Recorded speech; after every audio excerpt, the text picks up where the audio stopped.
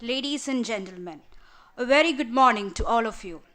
Today, we have gathered here at Amrita Institute of Medical Sciences, Kochi, for conducting Advocacy Meet on Policy for Tobacco Control with 2023 World No Tobacco Day theme, Grow Food, Not Tobacco. I humbly request Brahmacharni Rehna ji for the prayer and request the audience to stand up for the prayer.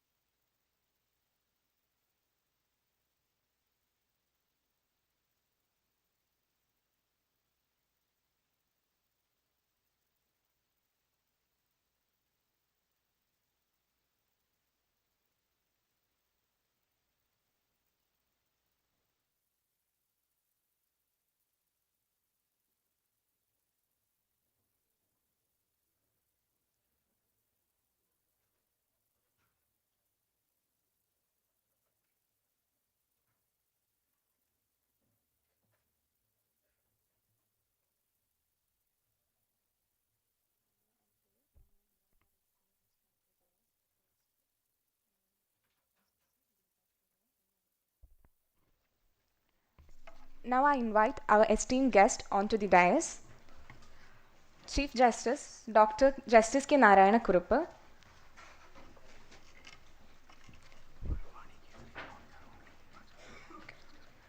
Dr. Deepa Chandran,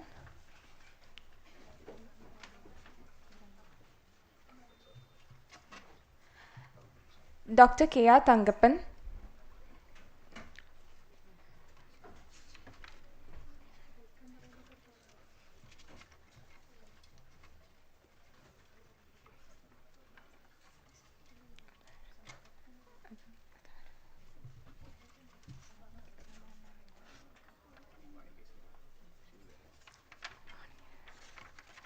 Dr. Vani Kesari,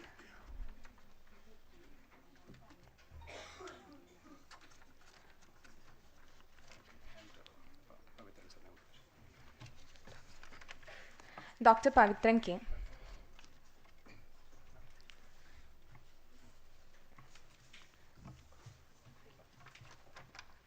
Now I invite Dr. K.R. Tangappan, Professor and Head of the Department of Public Health, Amrita Hospital, Kochi, to deliver the welcome address.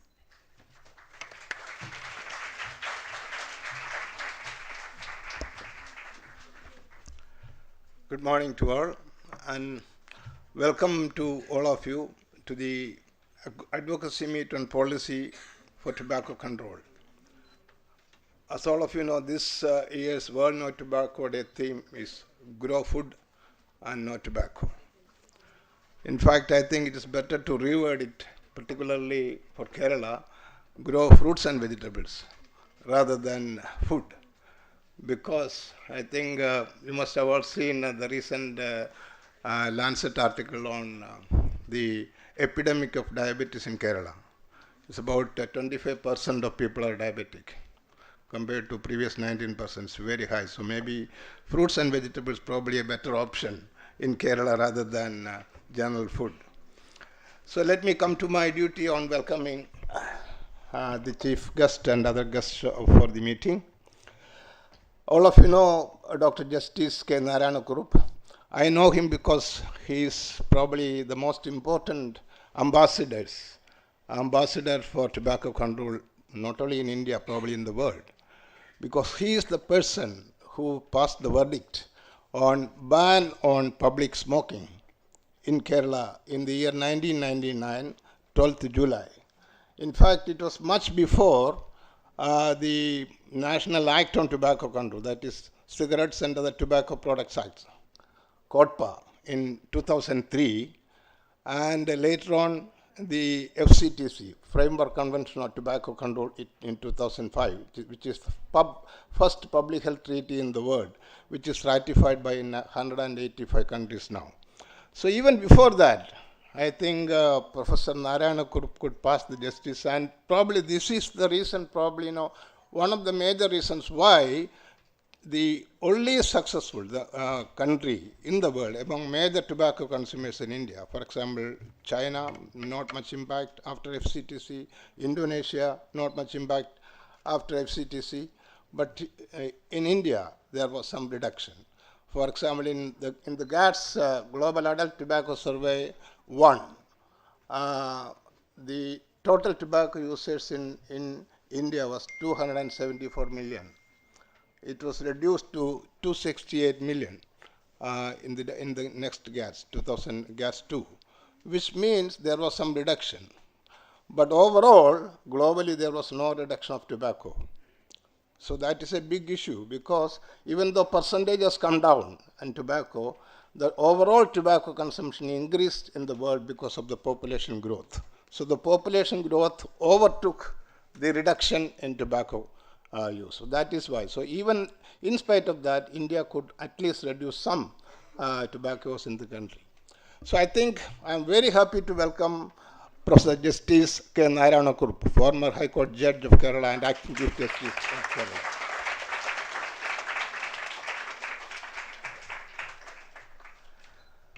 So I am also privileged to have distinguished speakers joining us, Dr. K.M. Srikumar, Professor and Head of the Department of Agriculture Entomology at Kerala Agriculture University, and he will share valuable insights on the subject, particularly in the field of agriculture. I don't know what he is going to tell, but my view is that we should grow more vegetables and fruits rather than any tobacco. So let us listen to him, and I also welcome him for this meeting. Dr. Pavan Gupta is the next speaker. He will be joining online, Director of Max Institute of Cancer Care in India, in New Delhi, and he is an expert on tobacco cessation.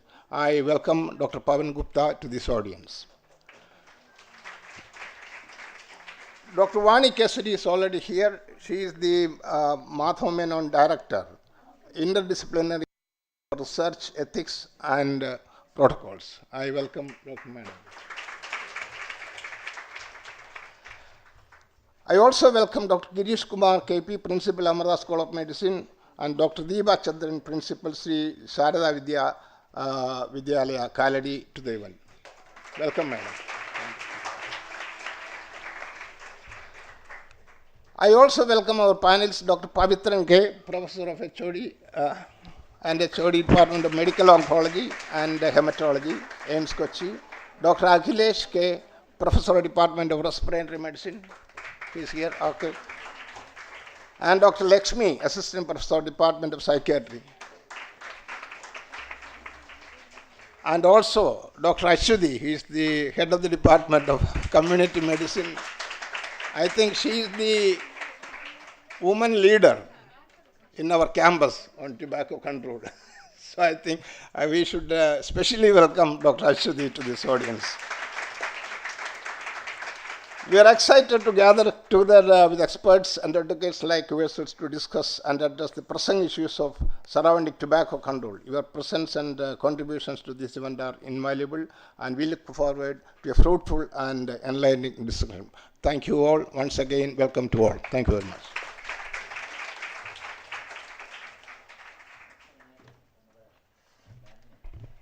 Thank you, sir.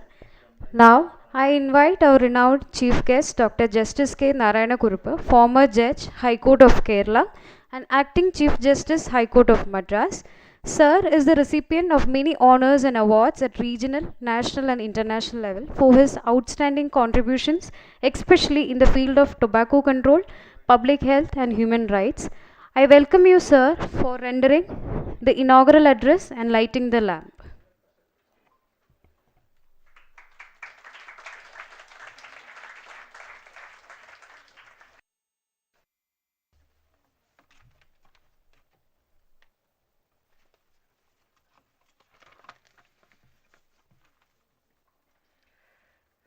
President of today's function, Dr. Girish Kumar,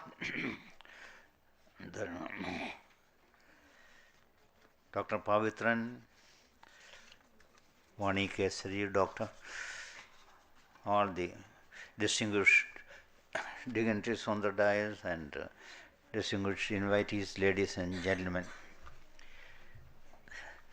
May I take this opportunity to offer my profound thanks for the Amrita Hospital for having invited me to inaugurate this this function, that is the advocacy meet on World No Tobacco Day, which fell on, which was on 31st May, and due to various reasons it has postponed now. It has come now.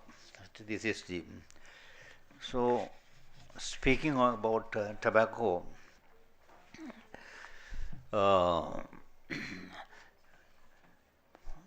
it's an accidental thing, tobacco judgment. My own personally speaking, the fact that I have become a lawyer is also by accident. Judge by accident. Writing this judgment is also by accident. That is the thing. I have been reading medical literature right from the year 1995. That is standard textbooks, BMJ, Lancet, New England Journal of Medicine, and things like that. And from that I got the impression that the tobacco is one of the worst killers of modern times. If you ask me, which is the worst monster the humanity is facing, is first, I will say, human being himself, worst enemy. Then, if you ask me, the worst thing, is it tsunami, is it AIDS, or nuclear bomb? I will say no, none of these. Not tsunami. Tsunami strikes only once in a blue moon, leaving a trail of loss and destruction of life and property. Number of people killed by AIDS is much less compared to the people killed by tobacco. 1 million every year because of tobacco-related diseases. Then nuclear bomb. No sane leader will press the nuclear button. There is a nuclear button in the United States and other countries. When the president initiates the nuclear warfare, that button will be pressed and we can You cannot imagine the consequences of a nuclear warfare. In the nuclear warfare, there will be people are piling up. America has nearly 2,000 nuclear warheads. China has, Russia has. Russia, then China, then India, Pakistan. Nearly a dozen countries have nuclear warheads and nuclear weapons. But in the event of a nuclear warfare, nuclear conflict, in the present scenario, there will be no winner. There will be no loser. Victory will be as bad as defeat. And so, compared to nuclear bomb, also tobacco comes forward again. Tobacco alone, smoke alone contains 4,000 chemicals. I think some of you know all these things. Not merely nicotine. Nicotine is there, tar is there, dimethyl nitrosamine, even cyanide is there, as hydrogen cyanide to in small quantities. It goes on like that. Tobacco alone causes more than 2 dozen diseases, starting from head and neck cancer, esophageal cancer, like that. It aggravates hypertension. It is a major risk factor for coronary artery disease and myocardial infarction. That alone causes, responsible for millions of deaths worldwide, tobacco. So, I learned all these things, from medical literature I have been reading. So, I was fully conscious when the writ petition came before me, before the division bench. Another judge was also there to ban public smoking in public. So, then when this case is called, nearly a dozen lawyers will stand up against us. This court has no authority to pass such a judgment. It is a policy matter to be decided by the government of India, government of Kerala. Whether to smoke in public, a court cannot decide. Then, on what ground you are saying? Because they said there is no provision, they say. I said in answer, no. Constitution of India, Article 21, protects the right to life of every human being. No person shall be, the article says, deprived of his life or liberty except in accordance with procedure established by law. So, in this hall, say a couple of gentlemen smoke, the entire smoke wafts through the hall and everybody smokes. That is called the second-hand smoke or environmental tobacco smoke. And the peculiarity with the environmental smoke is equally, if not more harmful than direct smoke. Equally, if not more harmful than direct smoke. So, we put it like that. You argue, this is a policy matter, but policy matter shall not interfere with the life of a fellow citizen. So, we are going to write, smoking in public places violates is infraction of the fundamental rights, so right to life guaranteed under Article 21 of the Constitution of India. And moreover, there is 133, Section 133 CRPC, which prohibits nuisance. And there are other provisions of the Indian Penal Code, don't make atmosphere noxious to health. We put it under all these things and all these articles and the provisions of law and passed a judgment. In the judgment, I have referred to all the studies made throughout the world on tobacco. It affects even the child in the womb, in vitro, because husband and wife, they are sleeping in the room, the husband smokes, there will not be proper ventilation, the doors and windows will be closed, and the smoke, it will be a smoke house, and the smoke will be inhaled by the pregnant wife also.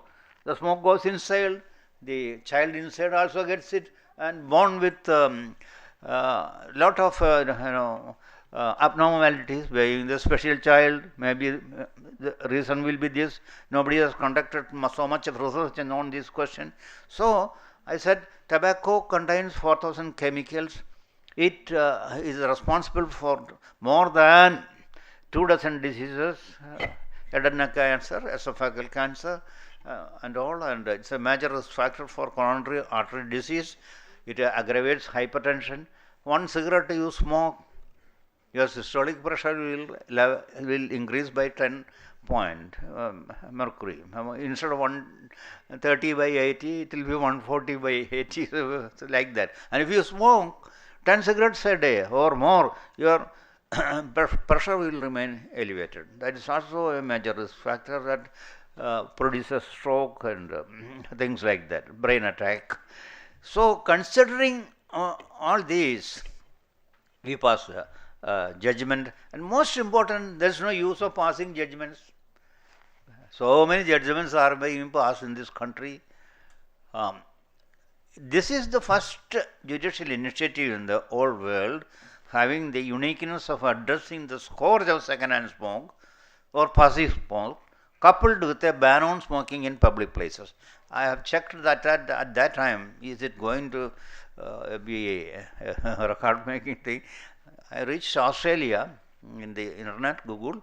So there the court has held, Australian Supreme Court, which is known as the High Court of Australia, they held passive smoking is harmful and stopped at that. They did not go further and ban smoking in public places. So in that regard, the Kerala judgment is the first judicial initiative having the uniqueness of addressing the scourge of second-hand smoke coupled with a ban on smoking in public places. There are appeals, the Supreme Court dismissed, and the tobacco people, I don't say lobby and all, they ultimately they resorted to the final method of filing a review petition, and that too by my senior appeared for that case. A review petition. Then my senior came with a bundle of books in the courtroom, court number 3, I remember. Then I asked the senior, I used to give priority to him in hearing and all. Mr. So-and-so, what is the question? He said, he's a top lawyer. He said, the question is, passive smoking is not harmful. Then I told him, you can just bundle up your books and ask your clerk to take it to your office. I am going to dismiss it. So we dismissed that case, and Supreme Court also. That is the thing. There is a lot of pressure and things like that are there. So we have the satisfaction that 75,000 kilometers of Indian railways, it is 80,000 or so, it is smoke free. Occasionally you may find aberrations, exceptions here and there, but mostly you can at least challenge. One of the petitioners in these petitions are Manama Kokot, Professor Manama. She used to commute between Ernakulam and Kottayam. She is a professor every day by train. And during monsoon, the shutters would be closed and fellow passenger will start smoking. And the entire compartment will be filled with smoke, and she has to inhale the smoke. When questioned, the ready-made answer is by the co-passenger, if madam is not happy with this thing, get down at the nearest railway station and go to Kottayam by car. That is the thing. That was now nobody will dare say like such a line like that. No, if you question, finish, immediately he will drop it down. Even now I am experiencing and feeling it. Somebody questions, finish. He will drop it down. He knows the embarrassment of being taken to the police station, keeping him there and paying fine. If he does not pay the fine, matter will go to the court. He will have to appear. So all these things are there because of the judgment, and followed by strict enforcement during these days. The court, I had passed directions to the state police chief. The judgment is here. Your duty is to book persons found smoking in public places and submit a report to this court first week of every month, court-wise and station-wise. So there is no escape. Once we go outside and find somebody smoking in a particular place, finish. The first thing I do, when I return to the court, is that particular state, particular district, particular subdivision, DYSP, then immediately during those days it was teleprinter. Teleprinter message will go to the state police chief, he has been found. deputy officer not below the rank of DIG to this court on so and so date and explain why action shall not be taken for contempt of court. Then the law had not come. So there was 100% enforcement. Driver of the bus smoking. Thrissur to Kayangulam. One of the passengers wrote a letter to the High Court. We treated it as a writ petition. And summons was issued to, notice was issued to the driver. He came. I just formally completed the formality, asking a few questions. He admitted. We said 200 rupees or something fine. Because it sends a big message. That's the thing. That's widely reported and nobody ever smokes. So such should be the attitude. Unless there is a strict enforcement, nothing will work. And 99 judgment, that's a judge-made law. You have made it, and that's not a law enacted by the legislature. No. Though it has to be enacted or converted into a law. At that time, Mr. Jaitley was the law minister whom I know personally. I used to trouble him like anything. What about the law? The law has not come. So, stage by stage, the law was passed because the tobacco people are very influential. Clinton initiated some steps against the tobacco people in USA. The next month he was involved in a honey trap case. That is the thing, we have to be very careful. So I have been troubling our minister. We are friendly, and 99 July, 12th July, the judgment. 2001, the law was enacted. It was signed by the president and enacted into law, 2001. But, no smoking in public places defined, no smoking within so many meters of an education institution, no smoking scenes in the celluloid, it goes on like that. Each provision came into force at various stages. There again you can imagine how much pressure is mounted by these people. So, all the provisions of the tobacco law, there is a short form for that, tobacco and other provisions, that came into force in 2008. Now, it is so many years, 2023, all the provisions are there. Now it is up to the police and the executive to implement this law. More than this, I don't want to say anything on this occasion. I once again take this opportunity to thank the Abda Institute for having given me the opportunity to share my thoughts with you on the Advocacy Meet on World No Tobacco Day. And with this, I declare the function as inaugurated, and thank you very much. Now invite all the dignitaries on the dais for the lamp lighting.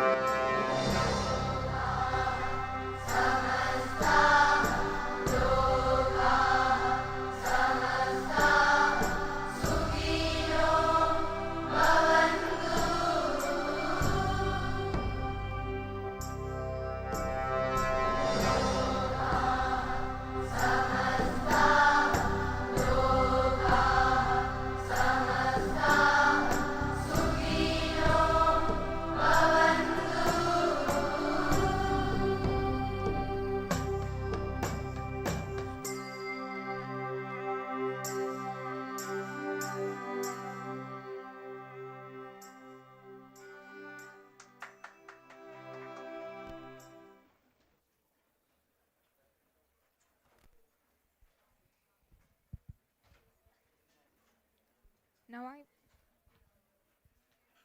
Now I welcome Dr. Deepa Chandran, Principal, Sri Sharada Vidyalaya, Kaladi, for rendering felicitation. She is a great orator and has received awards and appreciations by different organizations for service to the society and in the field of education, and awarded President's National Award for the Best Teacher in 2016. I welcome you, ma'am.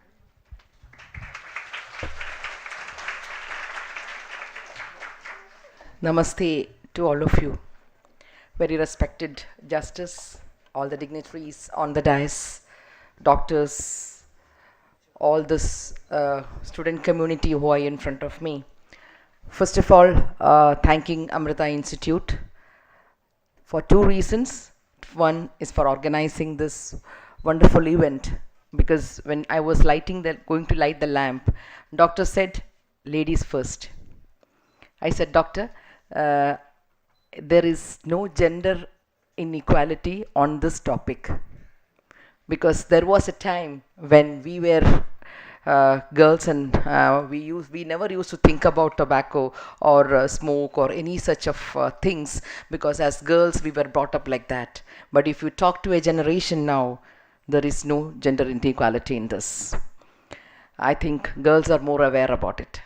And second thing which I wanted to thank Amrita, because I was a parent of Amrita Institute of Medical Science. My daughter was the student of Amrita Institute of Medical Science, and she completed her MBBS from these great institutions, and every doctor who have shaped her with a value-based education, I would thank at the very outset now. I'm again being connected because into this institution, because respiratory medicines Dr. Aditya is my son-in-law. So it's been been a chain where Amrita Institute, and on this occasion I would like to thank Rehna ji, because maybe for students the epitome of discipline inside the campus is Rehna ji, but I think to an extent it is needed in an institution like this. So thank you all of them. But before I embark into talking to a few words, there are a lot of talks going to happen before 1 o'clock today, and all of you are eagerly waiting to listen to it. I would say to all of you, the student community, to just close your eyes for a second. Just close your eyes for 1 second and think two things. What I gained all this my life, and what are the wonderful and happy moments which I had in my life.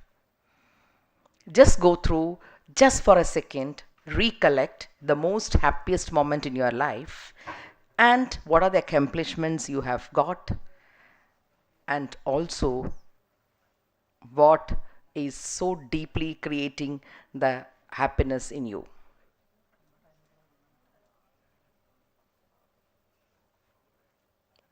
Thank you for going through. I don't have time to discuss with you what you thought and what are your dreams and what were your things. But I would like each and every student to understand that when you say yes to tobacco, slowly you move on to drugs. And as a principal of a school, where for being a principal for 25 years and in education service for 30 years, I have seen families breaking down. I have seen the future of students breaking down. I have seen a lot of falls, a lot of things which happens in the life of a student when they grow up, their careers breaking down, their dreams coming down. So why is it happening? Because mostly in schools it happens, or mostly among the children below 17 years, it happens due to the peer pressure. Children, when you take up this aspect into your mind, the friend whom you are traveling with, the friend whom you spend every second, you are bound to give happiness, not through encouraging them to use this, but to making them strong and be a part of lifting your friends also to say no to tobacco. Today you will be hearing to a lot of talks about how it is going to affect you physically and mentally. But I would say I am reminded of a talk from an interview which I recently heard, one of the heroes of our time, and maybe you are known to him through channels. At least Kapil Dev, the Indian cricket team captain who won the 1983 World Cup for India, and where it was thought that is it was impossible, that possibility was that impossible has been changed to possible by that great captain. He was interviewed in a school annual day function. When he was present there, children asked him what people around him asked, what made it possible for him to do this thing, to achieve this impossible when nobody had any hope on that day. He said, first thing is, when I ask and interact with the IPL people who play IPL matches now, they say that it's a great tension. It's a great stress to be on the ground. Everyday game, we don't know, we are put into stress. And so to relieve the stress, we go on to take up a lot of things in our life. So he said, there was a time, if you are feeling stressed about playing cricket in the ground and you say that it is your passion to do that, I think it is not your passion, because if you are passionate, you will not say that you are doing it under stress. I was born as a person, he says, I was born in an farmer's family, and where I have seen the ups and downs and how my father has been fighting to come back. And I have seen as a farmer's son what is fighting back, and I've experienced it in my life. And he said, we pray every day that the rain should not come because we wanted to be in the ground. When the first day of ours, when I hit a duck in the first match, I don't think about that duck which has I did it, but my next will be to how to score and how to play wonderfully well, where I enjoy the playing in the ground, and the people, those who are watching me, enjoy more because of the fact that I am enjoying my thing, what I do. So the great lesson comes from there to all the children who are here in front of me, all the adults who are in front of me, that we are now sitting in AC classrooms. We are not scolded by anyone around us, not even teachers, because we don't have rights now to scold the children. Child Rights Commission, lot of commissions interfering. There is no right for the teachers to correct the students. There is I think the same happens even in the medical colleges. Everywhere we are more concerned about our rights, and there is no failures which we will make the children experience, because everywhere they are protected, overprotected, over pampered by the parents and the educationists also. And in that situation, if you say that you are stressed and tensed, then I would ask you, what is this all about? Life is always a pathway where you will have failures. You will have to, and it is a part of life. There you should remember this word, resilience. Resilience is what is needed for every individual, whether it is old or young. You might have seen a bamboo tree, whether it is in thunder, whether it is in heavy rain, or whether it is you have heavy wind also. You might feel that it has fallen down, the tree has fallen down. But when you get up in the morning and you see it is in the same position it stands, that is called the law of bamboo, that is called resilience. I would like you to take back today the word resilience, that is to come back more powerfully to the same position where you are from the failures. Learn that life skills and keep aside your time, whichever profession you take it up, or whether you are a doctor, whether you are going for any other profession. Take out 1 hour of yours to spend it for the things on which you have passionate about. Build on it, select what you love to do it, and keep away from these tobaccos or drugs, because that is going to put down your dreams. That is going to break your families, that is going to break your relationships. All the wonderful things which you have in the world will fall down into ashes if you resort to all this. Your friend should be your strong supporter for good things and positive state build around you. So let that type of fear dominate you. Let that type of new thoughts and new dreams and positive thoughts always be with you, and help people around you to be better on account of you. not the world to be worse on account of you. Let the world be better on account of all of us wherever we are. So when I was traveling through the 25 years of Amrita's celebration, the title was Nothing is Impossible, the catchword. So I would say nothing is impossible. Everything is possible if you take a strong oath and if you strongly decide and stand tall and be like a bamboo tree to come back and say that we should all together say it is not that the laws, it is not that we have to make things for you. You yourself have to decide. It should come from inside you that I will say no to all this in my lifetime and enlighten the world which we are living in. We need a lot of cultivators for fruits and vegetables, as Sir said, not the cultivators of tobacco. You are going to be the next generation people. We are the people who are moving out. So it's your world which you are going to enjoy. So enjoy with lot of positive energy around you. Thank you, Amrita Institute, for giving me an opportunity to share my thoughts, and all the best and prayers for the wonderful journey of again years to come for Amrita Institute and the departments which have organized this for our children. Thank you. Thank you, ma'am, for the enlightening talk. Now, on behalf of World No Tobacco Day, we had conducted a quiz for MBBS students.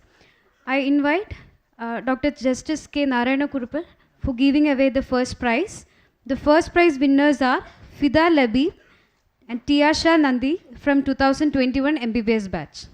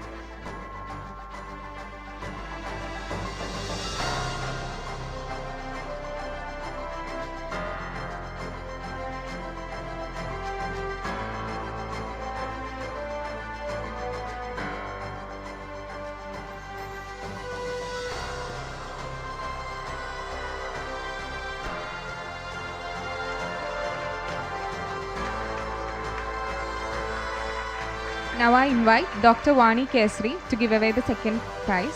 Second prize is awarded by MBBS 2020 batch Ali Haidar and Ishita Gupta.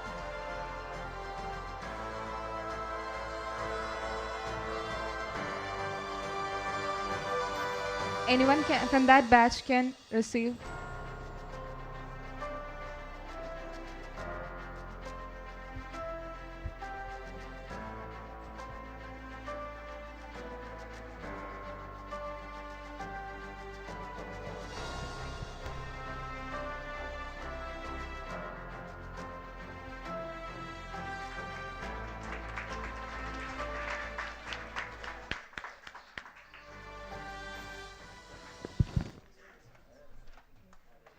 Now I invite Dr. Deepa Chandran to give away the third prize. Third prize is awarded by MBBS 2021 batch students Sandra Saji and Srinidhi Shivadasan.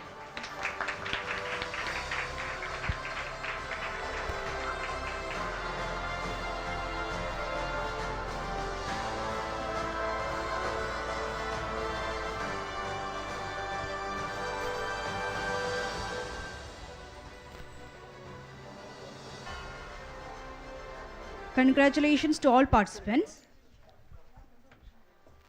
As a token of gratitude from the Amrita family, I invite Dr. Pavitran K. to present a memento to Dr. Justice K. Narayana Kurupal.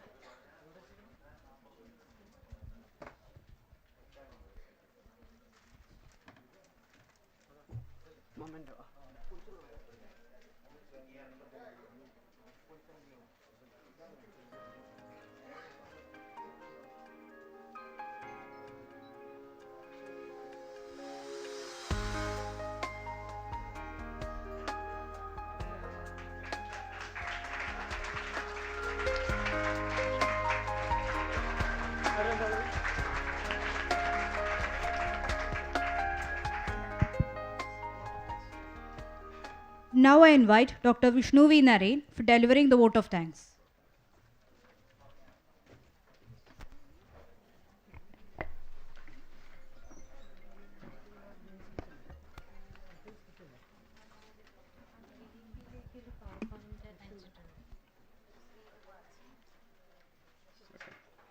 Namaskar.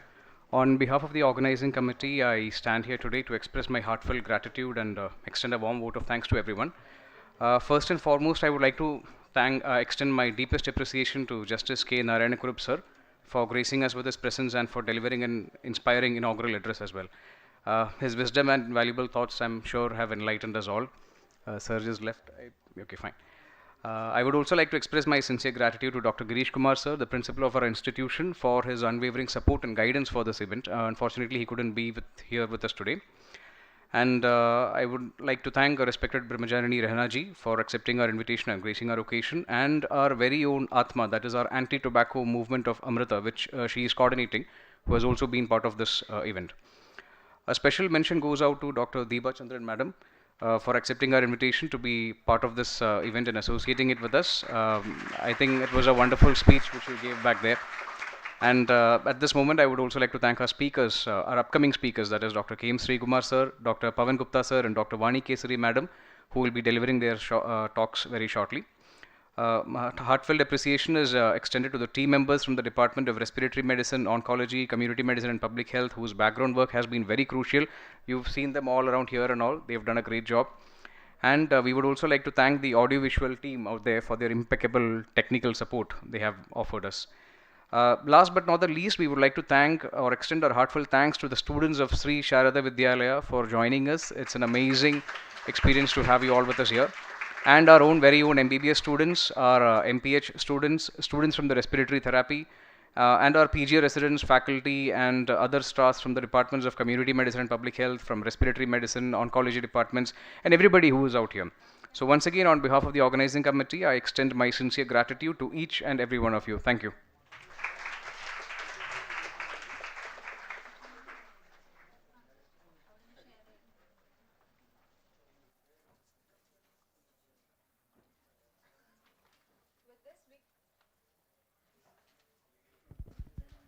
With this, we come to an end to the inaugural ceremony. Now, we shall move on to the next session of the day. I invite Dr. K. M. Srikumar, Professor and HOD, Department of Agricultural Entomology, Kerala Agricultural University, Kasaragod, for the talk. I welcome you, sir.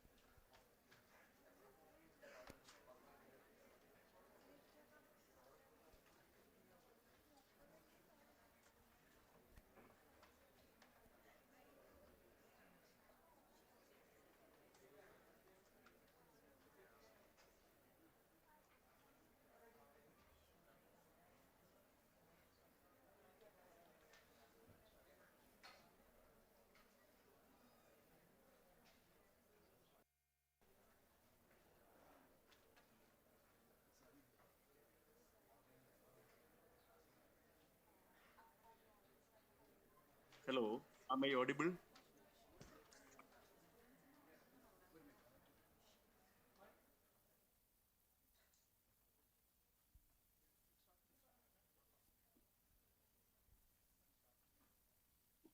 Hello, am I audible now?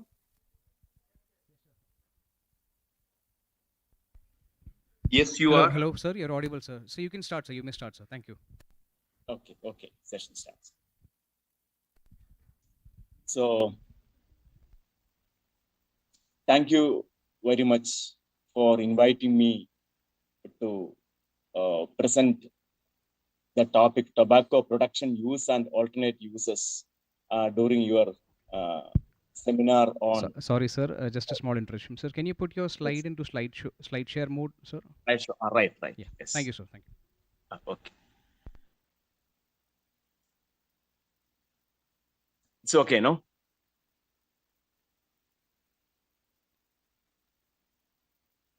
It's okay, no? Now? Yes, sir. Yes, sir. It's okay now, sir.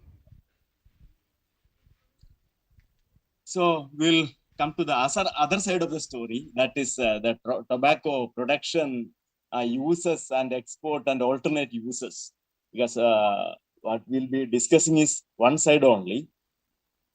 So we'll see this side also. This is the tobacco plant which spread into the entire world from Americas. Columbus brought two things. One is syphilis and the other is tobacco or smoking to the world. And this is a production of tobacco globally. China is the first, followed by India, then Brazil, Zimbabwe, USA, and Indonesia. This is in million kilograms. So China stands first. Then importance of tobacco in Indian economy. If you look at, tobacco is grown on 0.5 or 45 million hectares of area. That is only 0.31% of the total cultivated area, with 750 million kilogram production. The world tobacco production is around 7 billion kilograms. 10 distinct tobacco types are grown in 15 states in the country. Ours is a country which where large types of tobacco are grown. One is cigarette tobacco, that is flue-covered Virginia tobacco, Burley Oriental, and non-cigarette types, that is BD, chewing, hookah, natu, and other types. Then the importance of tobacco cultivation continues. India stands second in tobacco production and export in the world, and tobacco contribution to the national economy is around 1,255 crores of rupees. Tobacco crop directly or indirectly supports 36 million people in cultivation, processing, marketing, and exports. And tobacco provides livelihood to 36 million people, including 6 million farmers and many farm laborers, and 10 million people are working in processing, manufacture, and export in India. See, this is mainly cultivated by people which are marginal, poor and marginal people in many places. BD rolling alone provides employment to many people. That is 4.4 million people, and 2.2 million tribals are involved in tendu leaf collection. Tendu. And main beneficiaries are the small and marginal farmers, rural women, tribal youth, and weaker sections of the society.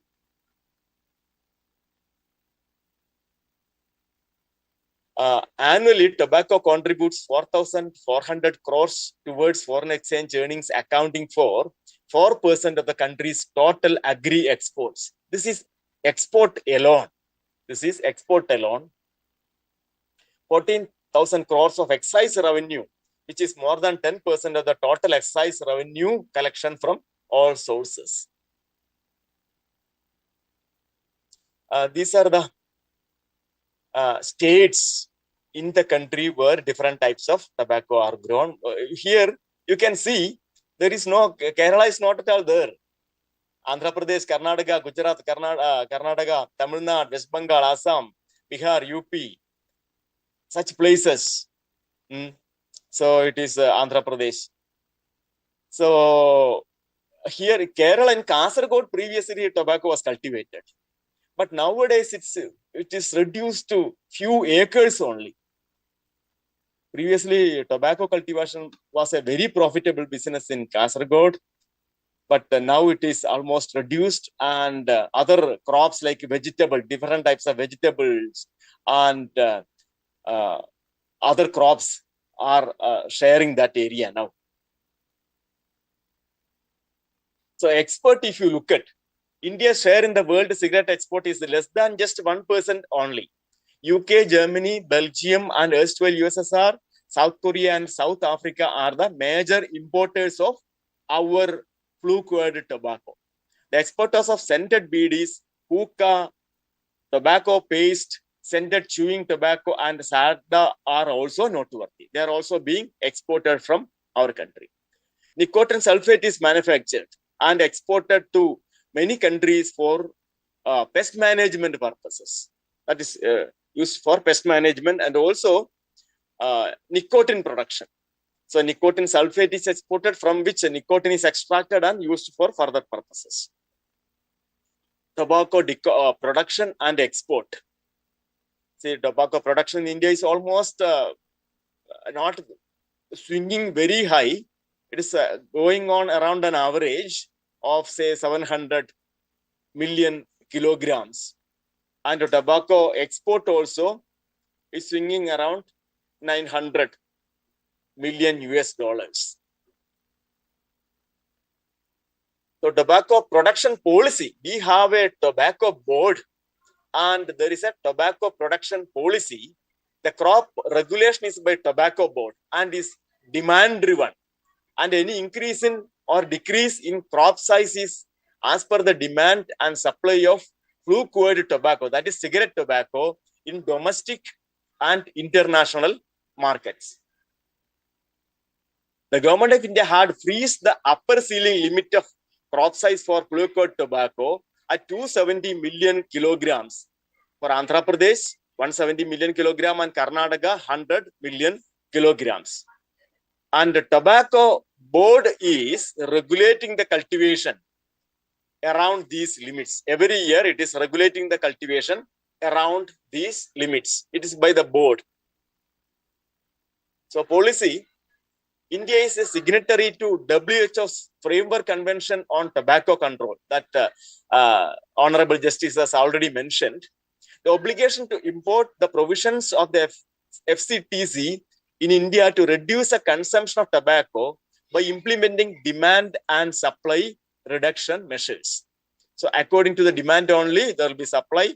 There is no excess production. That is what the board says. That is our obligation. And tobacco board is regulating FCB tobacco production, keeping this objective in view by appropriate supply management, which also helps in ensuring remunerative price to the growers of tobacco. As a policy, tobacco board has restricted horizontal expansion of the area under tobacco by not granting registration to new growers and not issuing any licenses for construction of new barns, creating additional curing and infrastructure, and not expanding flue-cured Virginia tobacco cultivation to new areas. This is on the part of the government to control the tobacco cultivation. Then we will see the alternate uses of tobacco. Tobacco is a very valuable and rich source of diverse group of phytochemicals. Every plant make millions and millions of chemicals, and tobacco also. It's a rich source of phytochemicals and seed oil. Tobacco is a model plant for molecular and biotechnology studies and provides scope for development of bioengineered products like vaccines. Say one day we'll be cultivating tobacco and extracting vaccines. That is possible because it's a model plant. And it grows even on soils uncultivable to other crops. It's a very marginal lands where this can be cultivated and withstand the vagaries of the weather and is less prone to attack by insect pests. These are the advantages. And sources of phytochemicals. Solanesol is a chemical which is a starting material for the synthesis of coenzyme Q10, which has got high pharmaceutical activity against cardiac insufficiency, muscular dystrophy, and anemia, etc. And also nicotine may slow or ameliorate the symptoms of certain diseases like Tourette syndrome, Alzheimer's disease, Parkinson's disease, ulcerative colitis, and attention deficit disorders. So a lot of work is going on these aspects. So these are the alternate uses of tobacco. So tobacco as a source of these phytochemicals and many such chemicals is a possibility, and also maybe on a later date source of vaccines, etc. And also tobacco seed oil contain 35% oil, linoleic acid, as linoleic is a major one, comparable to sunflower and safflower oil, and widely used as edible oil in countries like Bulgaria, Turkey, Tunisia, and Greece, where tobacco is grown. So where this oil is used that as an edible oil. And also organic acids and proteins are also extracted, like organic acids like malic and citric acid, and these are used for many other purposes. So these are the alternate uses of tobacco. Okay, thank you very much for your patient listening. I think this part is also important in your seminar. Thank you very much for your patient listening and giving me this opportunity.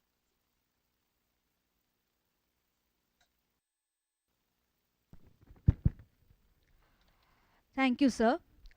For the next section, I invite Dr. Pawan Gupta, Director of Surgical Oncology, Max Institute of Cancer Care, New Delhi, Founder Director, Icon Care Academy. Thank you so much. And it was pleasure listening to my previous speaker and understanding that the alternate use of tobacco. And it was also great to listen to our justice and we come to know that Kerala has been the pioneer, or has been the forefront in tobacco control all over India. Principal Deepa, she gave that word resilience. That was wonderful. And I think that is a very important thing for everyone to understand and take it back from this seminar. So my talk is basically on tobacco marshals, creating tobacco marshals. So, and it is basically how to be tobacco marshals. And I thank Dr. Akhilesh for having given me this topic and this opportunity to be here on this occasion of celebrating World No Tobacco Day at the Amrita Institute. So how to be tobacco marshals and what is tobacco marshals? That is the most important that I'll be just covering.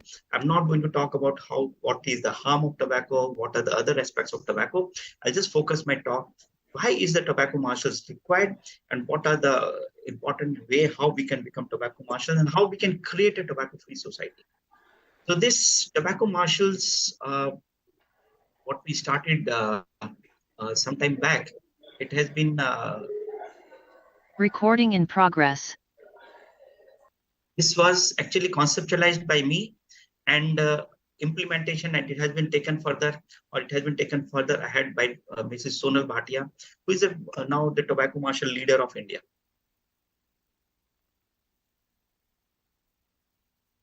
So let me just come to some facts about tobacco, which is maybe something a little different. Let me just talk about these educational institutes.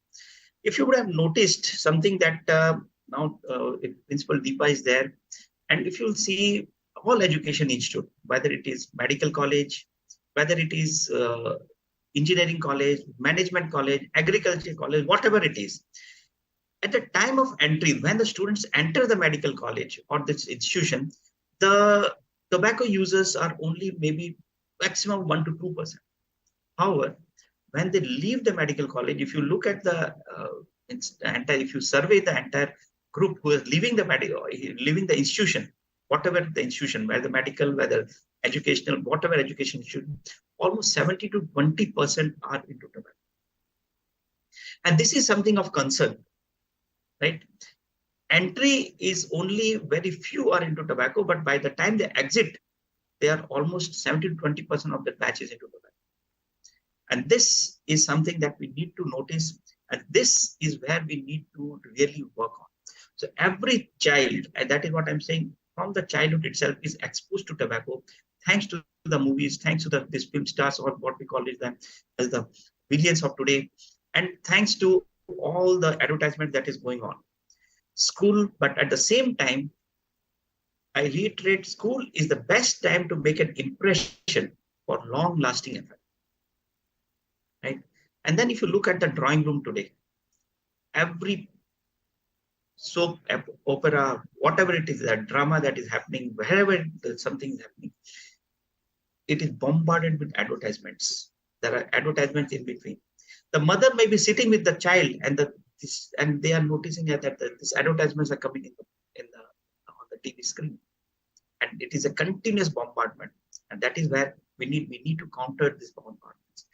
Every child, every person in the house, when the child gets to see this regularly, see this someone taking some masala and making showcasing that he's so fit and fine, it has an imprint. It puts an impression on the child, and this innocent mind starts becoming inquisitive and wants to know more. And then this is the most important, and that is what is happening. And this promotion by these ruthless, money-hungry idiots, or what I call them villains, they are no more the heroes. They are putting such poisons into the mind of the child that yes, this is something what I need for to be the best in the world, right? And then look at the women. How does a woman get affected? Every woman is affected because of tobacco. This is and women are affected the worst, whether they take tobacco or whether they don't take tobacco. They're affected, and that is another area that we need to think of. They're affected by the sex life, the social life, the only save a life, the next generation. That is again the women are affected by the financial, the widow, right? The second-hand effect. These are some of the ways a woman is affected, right? And they are the worst affected because of tobacco on this in India or on earth itself. If a woman has a tobacco user as a husband, she's tortured throughout life, as mentally, physically, socially, and financially, right? And the most important here, there is no law to protect a woman against tobacco. There is no exclusive law that a woman gets. If a woman gets married to a house where the husband or someone is taking tobacco, she is tortured the entire life, and there is no one to help. No social support by family members. The family members just say, you have to adjust with the situation. And then this is another cruelty that is happening with the women. But at the same time, women can become the most important avatar to take care, and they can become the tobacco marshals to take care of this tobacco, which is spreading out across India. And that is what I say, the government, the common people, the males, they bow down to the tobacco users, the Tambaku Asur. They have lost the battle. The government is not even able to ban tobacco. But when the women will start together, definitely there will be a lot of changes that can take place. And when a woman is empowered against tobacco, they can self-protect. That is most important. They can be savior of the family and the next generation. And they are the influencers in the society. And that is what I say, every woman has to be a tobacco marshal. And look at this, such advertisement which is happening.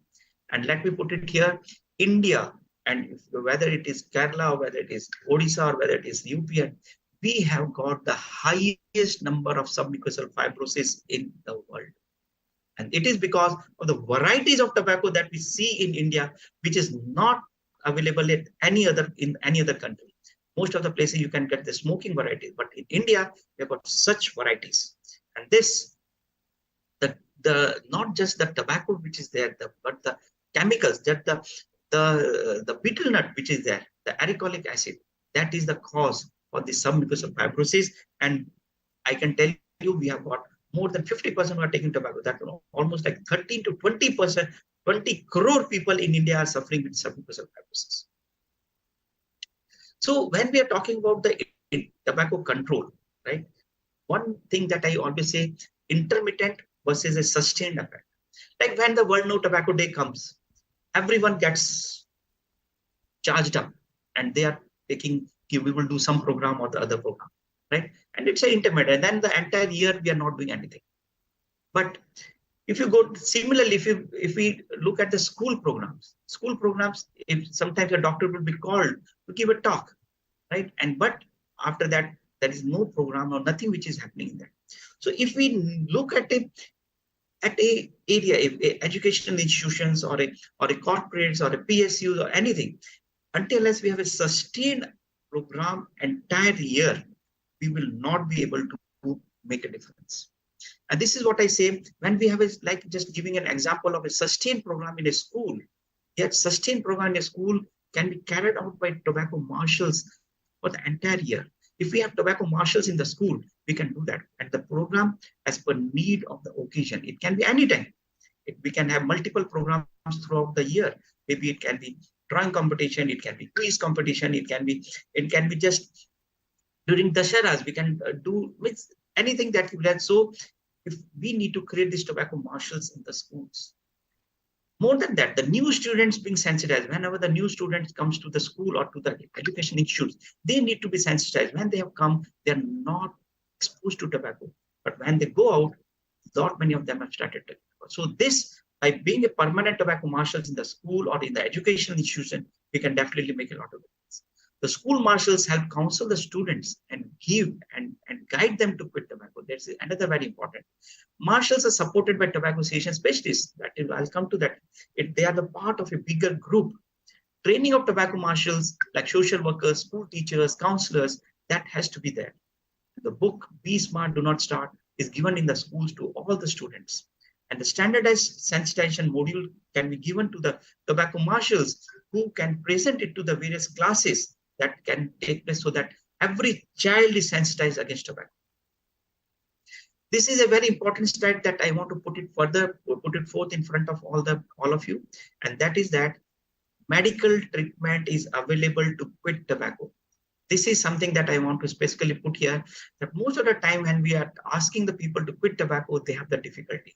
And I am actually, as a conscious surgeon and as a tobacco cessation specialist, I am actually dealing with the most difficult part of tobacco control. That is the tobacco cessation, because tobacco cessation is the most difficult part. People who relapse, it is easy to quit tobacco, but to stay quit is the most difficult part. So for a permanent tobacco cessation, now I want to put this, that yes, we have got medical treatment available, and at your institution, at Amrita institution, Dr. Akhilesh, who is a tobacco, who's not only a pulmonary medicine specialist, but he's also a tobacco cessation specialist. Getting proper training is the most important. Like any other training, like managing the diabetes or hypertension, tobacco is a chronic disease, and that also needs a training, and that is what we are looking at. And that is where you have to set up such centers. We need to have such doctors who will be able to take care of such tobacco patients who want to quit tobacco. So it is possible to quit. Standard protocol for intervention is now available, and that is what I Can Care have made a standard protocol for intervention. Specialized tobacco cessation specialists are now available. Specialized centers like physical and virtual centers are now available across India, and we need to increase their presence across India. Amrita Institute also needs to have a specialized tobacco cessation center where there are trained doctors, and all the institutions across India should have such centers. This is just a survey. If you have your mobile, just pick up and just take up your, just take this QR code and just see, and I'll just give you 30 seconds, just take up this survey. How important is tobacco cessation in your practice? As an MBBS student, as a faculty, as a doctor, or even as a principal, how important is tobacco cessation in this practice? If you have your mobile, just pick it up, take it, just answer. It's a 1 question or 2 questions survey. It will give you a thought how much tobacco cessation is required. Till date, wherever we have done a survey, we have found that almost all the doctors, whatever the profession, whatever the specialization, they do see patients of tobacco. So that is, if you do take care of your patients, if you help a patient to quit tobacco, definitely it is going to help your management of the patients will also improve. So tobacco quit program is available. It has to be feasible, and it is an effective program, and that is made available across all the hospitals, and it has to be available there. So what to make our doctors aware? This is one thing that I have specifically put here. The doctors, the social workers, the NGOs, and everyone. Every person who is sitting here, who is in this meeting, I want to take them one message. Whenever you see a patient, tell them, advise them to quit tobacco. Wherever you see a person who is taking tobacco, advise them to quit tobacco. Yes, it is possible to quit tobacco, and yes, we have to tell them that they need to go to the specialist. So digital protocol, this is what I have just said, the digital protocol based intervention, which is simplified with AI components. We have got this I Can Care app, which is helping people to quit tobacco. We are training the doctors to help to set up centers to help people to quit tobacco. And I have put it here, no quacks, please. Even if a person is a specialized doctor, he may be a medical oncologist, a surgical oncologist, a neurosurgeon, whoever it may be. But until as they are trained in tobacco cessation, they are not supposed to be doing a quackery of tobacco cessation. We need specialized doctors who are trained and who can give a successful tobacco cessation to the patients. So we have also started e-pharmacy so that if the people who are coming from far off places, they can get tobacco medications at their doorsteps. And this is what I want to specifically put here. India is the center of oral cancers. Small lesions, they can be easily diagnosed and treated. But painfully, I would say that most of the patients come to us at a very late stage. What I have called is a very simple campaign, that is, we call it as a Chota Dana campaign. Jab bhi dekho Chota Dana, uski jaanch jarur karwana. Whenever you see a small lesion in the oral cavity, get it examined. And this is very specially, I'm talking about people who have got high risk, that is those who are taking tobacco and alcohol, they have a high risk. And then there is a simple test that I will put it as 4-finger test to open the mouth and check whether the person is able to open the 4 fingers. So this is a very important oral cancers that has to be, basically we have to take steps so that if tobacco is the important cause, and we know that if we need to prevent, if we want to control oral cancer, which is the highest cancers in India, we need to have tobacco control. And tobacco cessation is the most important part for this tobacco control. So this is another lady who is having a submucosal fibrosis, because she was using a paste, and then we are using this particular instrument, what we call it as a Trismus care instrument, which is a very specialized instrument for helping these patients to open their mouth. And it is now available in the market. I'm sure it is available at Amrita also. So if we need to have a tobacco control, this is a pyramid sort of thing. It is an inverted pyramid. We have to control at the individual level, hospital, at our home, workplace, institutions, community, district, state, and the entire community. That means we have to create small pockets where we need to have tobacco cessation program. And this is what I put it as, the tobacco marshals are a part of a larger group where we have got volunteers, marshals, ambassadors, and tobacco cessation specialists, where they are working at a different level. Each one is working at a different level, and the marshals are the one who are working at the ground level, at the community level, at the educational schools, at the PSUs, at corporates. Everyone who is sitting here should become a tobacco marshals to create that difference. So who is a tobacco marshals? A tobacco marshals is a hero for tobacco control, to save the youth. They are here to save the youth. Tobacco marshals are the saviors of the society against the most dreaded tobacco disease. I put it, tobacco is a disease, that is which these tobacco marshals are here to control that, and which kills crores, mutilates many, widows many, and orphans a large number of youths. And as a tobacco marshals, this is what I put it as, MOMARSHAL, marshals. This is what they motivate to be smart, do not start. That is, in the schools, they go out to the schools, to the youngsters, they go and they motivate people not to start tobacco at all. They advise to quit tobacco. They recognize Chota Dana, submucosal fibrosis, and they advise Tris care instruments to be used. They sensitize to be careful and fearful. That is, be careful against the people who are taking tobacco and fearful with them, because those, they will not only harm you, but they will also pressurize you to get into tobacco. So please keep away from those who are taking tobacco. Handhold to no tobacco to save the youth in need. That is, those who want to quit tobacco, motivate them. to counsel them. That is what they would be able to do. Add to the network that the capacity building for Save the Youth, that is getting more and more people induced to become tobacco marshals in the society, and most importantly, lead the change for tobacco-free zones. As a tobacco marshals, they create a tobacco-free zones where it can start from their home, from the other society, and anywhere. Then what's the difference between a volunteer and a tobacco marshal? That is what we want to. Generally, we say that every one of us can be doing that. But how is a tobacco marshal different from a volunteer? Volunteer can be anyone. Anyone can be a volunteer. Oh, I'm a volunteer, but there is no commitment on the part of the volunteer. But as a tobacco marshals, they are the empowered one. They are the empowered one. They understand. They are trained to be empowered, and they are trained to be tobacco marshals. And just focus on the tobacco marshal. Tobacco itself is going to bring a change. Tobacco marshal is a prestige and a recognition of social responsibility, of your own social responsibility. I Can Care, we have made a curriculum, we train and equip a person who wants to become a tobacco marshal and to bring this much needed change in the society. Tobacco marshals is a responsibility for the society for the tobacco control, and the tobacco marshals are trained in the 8R principles. Right? These are the 8R principles of tobacco, which will help in tobacco control. So this is a ladder step process that I Can Care Academy has formed, that everyone is welcome. Everyone has to be part of this control program. Otherwise, it will not help. So the marshals are the in between. That is, they are people who are taking care of the society. The ambassadors and the specialists. The ambassadors and the specialists are the doctors who are trained in tobacco cessation program. There is a certified tobacco cessation specialist, that is the Gujarat University accredited courses.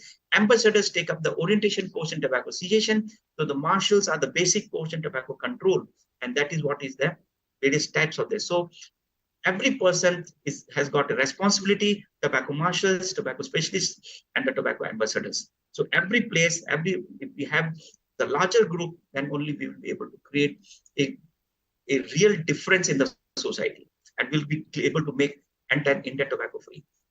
So the tobacco marshals, they have to help. First and foremost, they have to help themselves, the family, the colleagues, and then the environment, that is the schools, colleges, and everyone.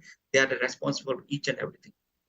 So how to become a tobacco marshals? Yes, there is a course that they have to take. It is a 4 hours course, and it is a basic course in tobacco control. They get the certificate, they are armed, and they are part of the network. So these are the course material, these are the course curriculum, that is the 8R. We teach them what is the relevance, that is understanding tobacco, why be a tobacco marshals, what is the risk of tobacco disease, that is first hand, second hand, third hand, and fourth hand harms, the rewards of benefits of quitting tobacco, the roadblocks, why a person is not able to quit tobacco, and what is the difficulty and how we can overcome them, recognize the early detection of tobacco users, that is how to recognize whether the person is taking tobacco. In a school, if a child starts taking tobacco, how will a teacher recognize that person? How will a parent recognize whether the child has started taking tobacco, the child in the home is taking tobacco? So this is how to recognize that person. That is also important. The COTPA rules are also taught, that how to respond, how to talk to a person who is taking tobacco. The communication skills are very important. Just telling someone to quit tobacco is not enough, or just telling you if you are taking tobacco, or calling the parents of a person who is taking tobacco may not be enough. But how to respond, how to talk to that person, how to motivate that person to be out of this tobacco. That is also important part of this tobacco marshals. And then refer to the patients, refer that person. If we are not able to handle it, we need to refer to the ambassadors or the specialists to take care. The rules and responsibilities of being a tobacco marshals are also part and important aspects of being a tobacco marshals. So this is a online training program that can be done, or it can also be done in our specialized centers. Those who are centers of excellence. We are creating a centers of excellence across India, and we are training people from various sectors to be tobacco marshals. Right. The course is conducted by the experts as per the guidelines, which will follow for course that has to be standardized and timely upgraded by I Can Care. So I Can Care gives the certifications. It is a 2 hours, 2 sessions, that is 4 hours, and 8 modules, and various topics are taught in that. So this is the type of certificate you will get, and you get the arms, that is you are armed with the book, Be Smart, Do Not Start, the app that is there, which is dynamic regular app, the presentation of tobacco sensitization of schools. The materials are given to you. IEC materials are given so that you can take it further and easily respond to the need of the society to influence the society to make them completely tobacco free. So that is a charge to that, and it is given either online or offline, and the training is there. The training is the people who are eligible across everyone across the society are eligible, whether they are students, whether they are medical students, the engineering students, anyone. They are welcome. The social workers, the teachers. We focus mainly we focus on the teachers and the women become tobacco marshals. So here is the lady Sonal Bhatia. She has been able to create 1,000 tobacco marshals, and now she has an agenda of creating 10,000 tobacco marshals, and she is fighting this and creating across India. So these are the 6 important messages that I want to put it here. Number 1, be smart, do not start. Those who have not taken tobacco, we have to leave a message to them that please never do not start. We know what tobacco is. That is, quitting tobacco is easy, it is possible, and we need to have more and more tobacco specialists across India, across every hospital. Be careful and fearful. That is, be careful and fearful of the people who are taking tobacco around you, but they are going to harm you. The Chota Dana campaign, that is, examine the oral cavity of a person who is taking tobacco. If we see any lesion which is abnormal, ask them to see a specialized doctor. 5th and very important, no pan masalas and submucosal fibrosis. So common. Please, all types of these masalas which are being advertised should not be taken, should not be consumed. And most importantly, create more and more of tobacco marshals in the society so that it can be, we can spread and we can make every place a tobacco free area, free zones. So this is what is I Can Care. I Can Care has got all the aspects that is required. It has got the app, it has got a digitalized protocol, it has got the equipped tobacco wellness centers. That is what we are setting up. We are training certified tobacco cessation specialists. We have got self-help materials like books and all that can be helped by the people who are taking tobacco. They can take care of themselves. The unique motivational materials are there. The quit coaches, and we have also started the first private central quit line number, which will anyone can call in and we will help them to quit tobacco. And we are planning for community network. So these are some of the books which are available. That is, Be Smart, Do Not Start. We Know What Tobacco Made Easy. Tobacco cessation, a comprehensive guideline, and making an institutions tobacco free.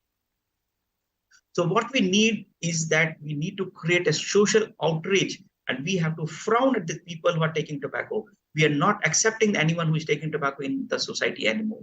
They are not an acceptable custom. Anyone who is taking tobacco need to be frowned at, right? And so that is, we have to create a tobacco, and that is why we say we have to create, be careful and fearful against this tobacco, and we need to have more and more tobacco marshals in the society. So these tobacco marshals are the new avatars to fight against this tobacco asur. And this is what is important. Some pictures I would say that we have been training this across India, and in 8 batches we have made more than 1,000 marshals in 5 months. And these are some of the marshals who are working in the society, and they are going to the schools. And these are some of the teachers. These are 101 teachers who were trained to become tobacco marshals, who will go to the villages, go to the various places to train. And these are the 550 girls from the rural area who were trained to become tobacco marshals. And so that when they go back, they'll be creating a society of free of tobacco. And this is another newspaper coverages, another thing that is there. And these are some of the women, more than I think we have trained now 350 women across India to become tobacco marshals who are actually helping the society. And this is in the educational institutions where we are getting the students and others to become tobacco marshals and to become expertly change the world or bring a change for tobacco. So to save the youth, it is our responsibility. It is every one of us who is sitting here. It is the responsibility, and every one of us has to take this responsibility.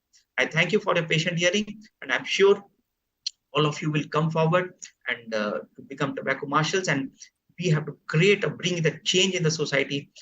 And the tobacco, which we have heard since the morning, that it is the biggest killer at present, killing more than 1 million per every year. And so we need to bring that change, and we have to bring a stoppage for this kill. Thank you so much.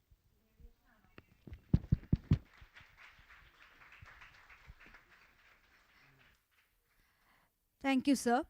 Now I invite Dr. Vani Kesari, Director, ICRP, CUSAT, Kochi, for the next section.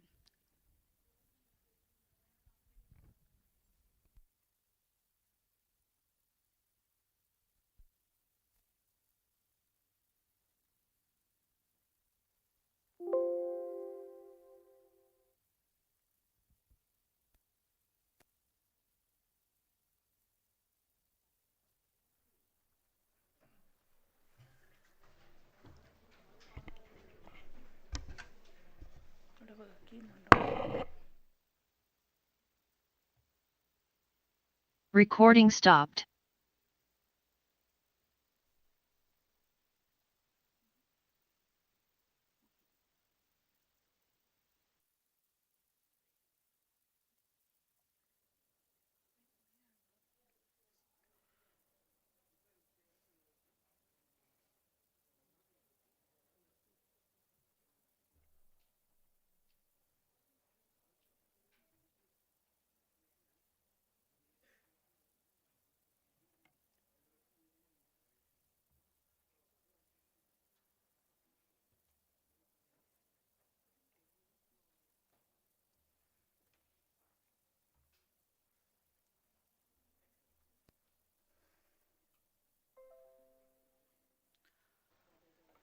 A warm good morning to one and all. Esteemed medical professionals, Dr. Pavitran, Dr. Tangappan, Dr. Ashwati, and students from the medical community, faculty members, and young minds from the school, Sharada Vidyalaya. In fact, I will be rendering this lecture on an area which most of you would not like.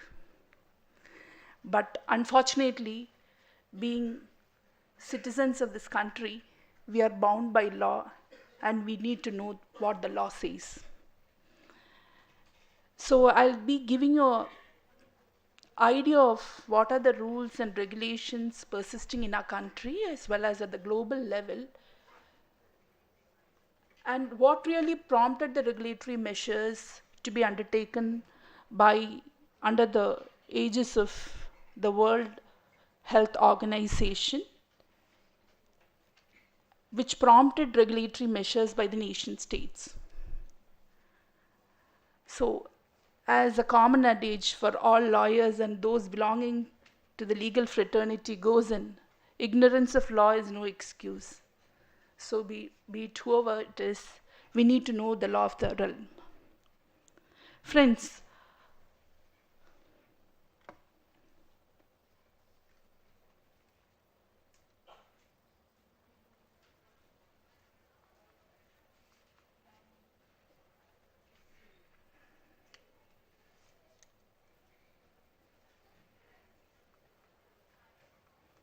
I think this is not working. Remote is not working. It's coming.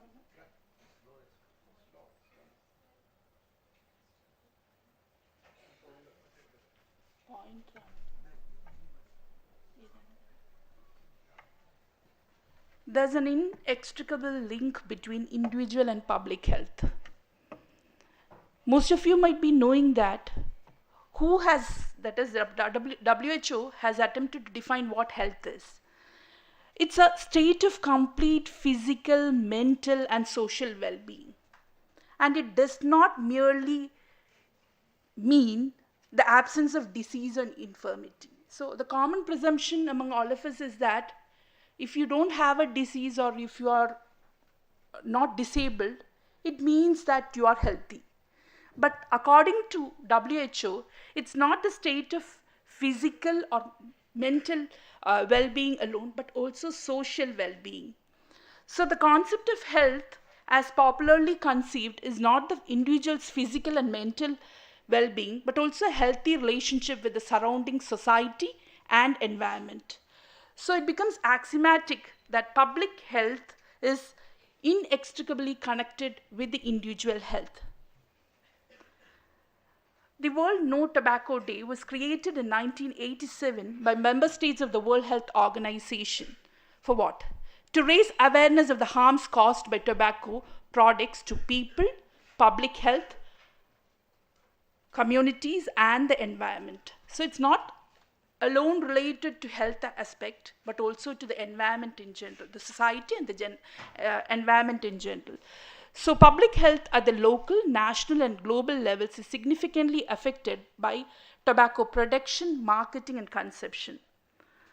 Hence, the combined effect of tobacco-related policies and regulations of a country needs to be understood as to take a holistic approach in controlling the use of tobacco. I think some of the basic facts have already been spoken by the resource persons of the day. Yet I would give you a preliminary understanding of what was in the mind of the regulators when they brought about regulations with regard to tobacco use and consumption. India is the world's second largest producer of tobacco and also the second largest consumer of it. Moreover, it is one of the major exporter of unmanufactured tobacco. Thus, it contributes significantly to our economy in terms of revenue, excise revenue, employment, etc. Moreover, tobacco cultivation has been sustaining despite social disapprovals because of the local demands as well as the international demands. Tobacco consumption is a major public health concern and a challenge in India since 1/3 of the individuals are addicted to tobacco.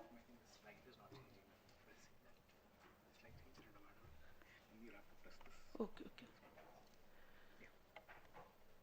I'm sorry that the slide did not change.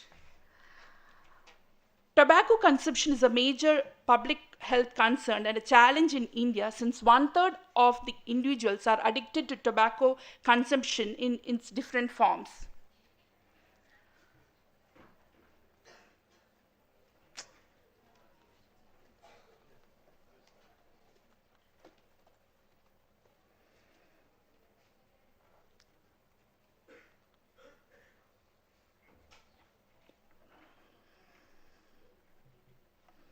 In India, 1 in 4 adults, that is nearly 25%, use tobacco in some form in the urban areas, and 2 in 5, that is 38%, in rural areas. Now, the deleterious effects of tobacco consumption on health, environment, and future generation is a known fact. Hence, laws have been brought to regulate the same. The battle for bringing about regulatory controls on tobacco consumption needs to be viewed in 2 angles. Friends, on one side you have the anti-tobacco influences, which you are talking about from the level of which is being motivated by the civil groups, the media, the judiciary, the policy makers, and on the other side you find that the pro-tobacco influences, that is, which includes the tobacco industry, resistance to ban and restrictions, industry efforts in creating terror in the minds of the poor based on employment, livelihood, etc.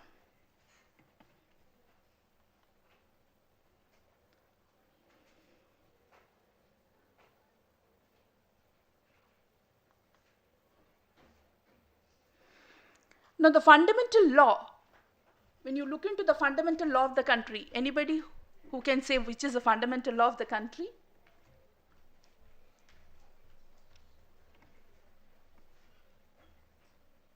Constitution. So you find that constitution is the fundamental law of the country, and any legislation passed by the state or any executive action taken by the state needs to be in consonance with the constitution. So that's the fundamental idea which everybody needs to know. Now, if you look into the constitutional obligation, you find that the fundamental rights under part 3 of the constitution guarantees to every individual, take it from me, it's not every citizen, but it is every individual, right to life, which means that right to life, which means that right a dignified life. And so you find that this is being guaranteed and it is being written down in the Indian Constitution. Now, if you look into the provision of right to health, right to environment, and right to shelter, it goes on, you find that it is not a written right in the Constitution. But judiciary has creatively interpreted this right to life and has held that right to health constitutes a part of right to a dignified life. And you find that in various decisions of the Supreme Court, the court happened to say that right to lead a healthy life is part of right to life. Similarly, you find that right to environment is a part of right to life, which is enshrined under part 3 of the Constitution.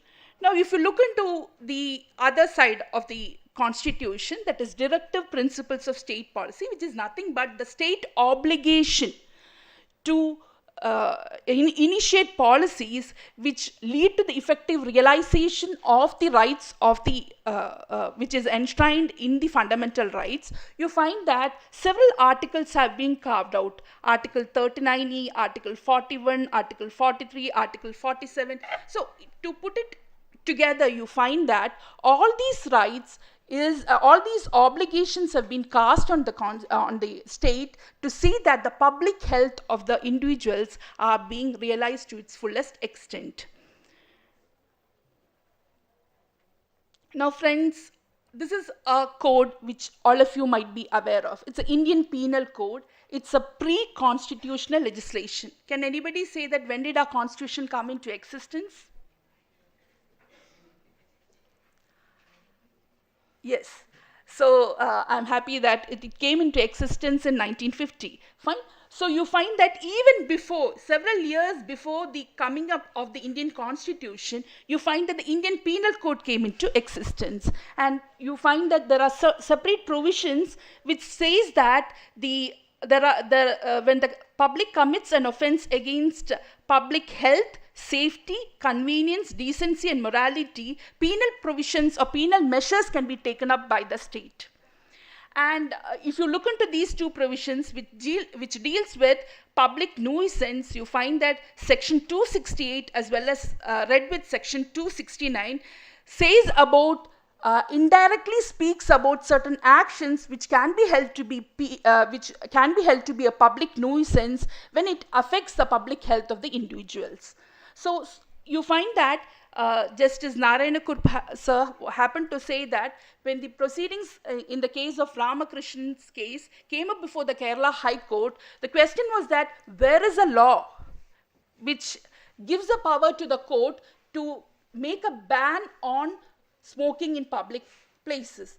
There you find that the creative position was being taken by the court to say that we do have the power, and that power is being derived from the provisions under the Indian Penal Code. And by creatively interpreting section 269, you find that the court said that negligent act likely to spread infection of disease is dangerous to life. This particular provision was interpreted to see that such negligent acts being done by smokers can cause havoc on the public, and hence it's a public nuisance, and the state can initiate penal action against a particular person. Now let's have a snapshot of what are the different legislative measures which were being taken by the state to control the use of tobacco. Friends, you have the Food Safety and Standards Act 2006. Now, a licensed food vendor can't sell the tobacco products along with the food items to prevent children's exposure to tobacco products. Then you have the Air Act 1981 and the Motor Vehicles Act 1988, which for the first time included smoking in their definition. Next slide. Now, we have a plethora of legislations, but I'm just putting it out for the convenience of the audience to see that these are the legislations which are available, which can penalize a particular person who is engaged in tobacco consumption. The Cinematograph Act 1952, Section 5B, Subclause 2, requires the Central Board of Film Certification to ensure that certain types of smoking scenes do not appear in a movie. So whenever you go in for a movie, you have that symbol coming in, a pictorial warning coming in that smoking is injurious to health. Fine. Then you have the Cable Television Networks Regulation Act 1995, which prohibits direct advertising of tobacco products in Indian cable networks, but permit the indirect advertising of such products under certain circumstances. So it's not an absolute ban in the sense that there can be an indirect scenes of smoking which need not be banned. That is a legislative approach which has been taken. Now, why is it that it is not being completely banned? Anybody?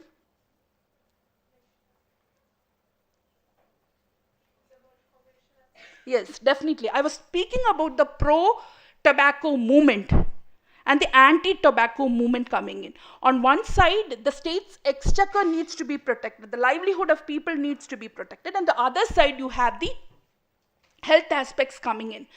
Now, if you look into the legislative growth, you find that ICMR in 2000 conducted a study, and it found that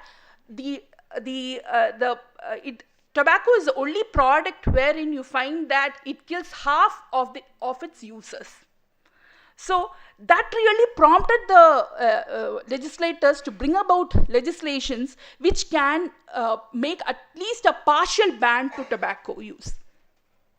The next aspect is Drugs and Cosmetics Act 1940, which is wherein the central government banned the sale of toothpaste and tooth powders containing tobacco. Friends, this is one of the latest legislations which have come in, which bans e-cigarettes entirely. India is the only country in the world wherein you find that e-cigarettes have been completely banned. So let's see what e-cigarette means. E-cigarettes are called as e-cigs, vapes, e-hookahs, vape pens, and electronic nicotine delivery systems, ENDS. Some e-cigarettes look like regular cigarettes, cigars or pipes. Some look like USB flash drives, pens, and other everyday items.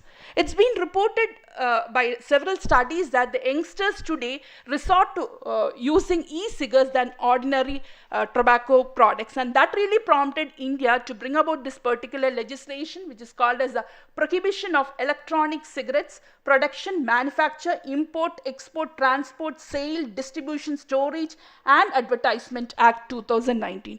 Friends, you will be surprised to see that unlike the COPTA, this is putting an entire ban to the use of e-cigs, because there was a high rate of use of e-cigs among the youth in India. Next slide, please. Now, let's see what were the developments which took place before the major enactment in this area, that is COPTA 2003. As the previous presenter was speaking about, Dr. Sri Kumar, he was pointing out the fact that tobacco is believed to be providing livelihood to over 6 million farmers and 20 million industry workers, and contributes over 70 million rupees to government earnings. Hence, regulatory approach was a bit slow paced. The Indian, I've already mentioned about this, the council estimated that the annual cost of diseases associated with the use of tobacco was 270 million rupees, which means that it gave a major finding that tobacco was of no real economic benefit to the nation while being a major health hazard. So that's the finding which prompted the enactment of COPTA. So you find that in fact, when you speak about the economic benefit of providing livelihood or providing revenue to the state, friends, you need to understand the fact that the study conducted by ICMR itself proved that it is of no much economic benefit. Rather, it causes a lot of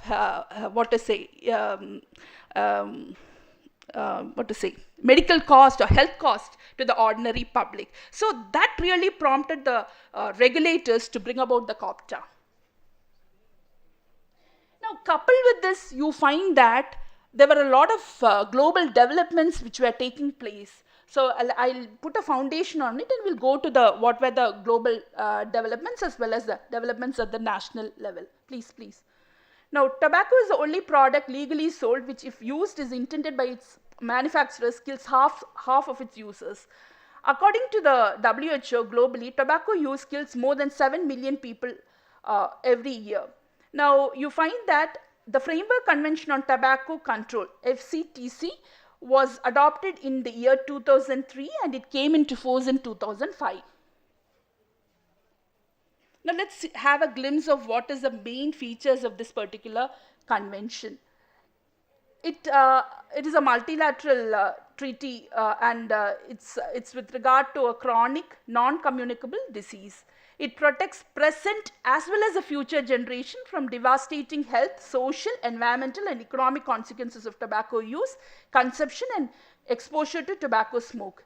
It lays down universal standards stating the dangers of tobacco and limiting its use in all forms worldwide. It's a legally binding instrument with 182 ratifying countries, including non-UN countries.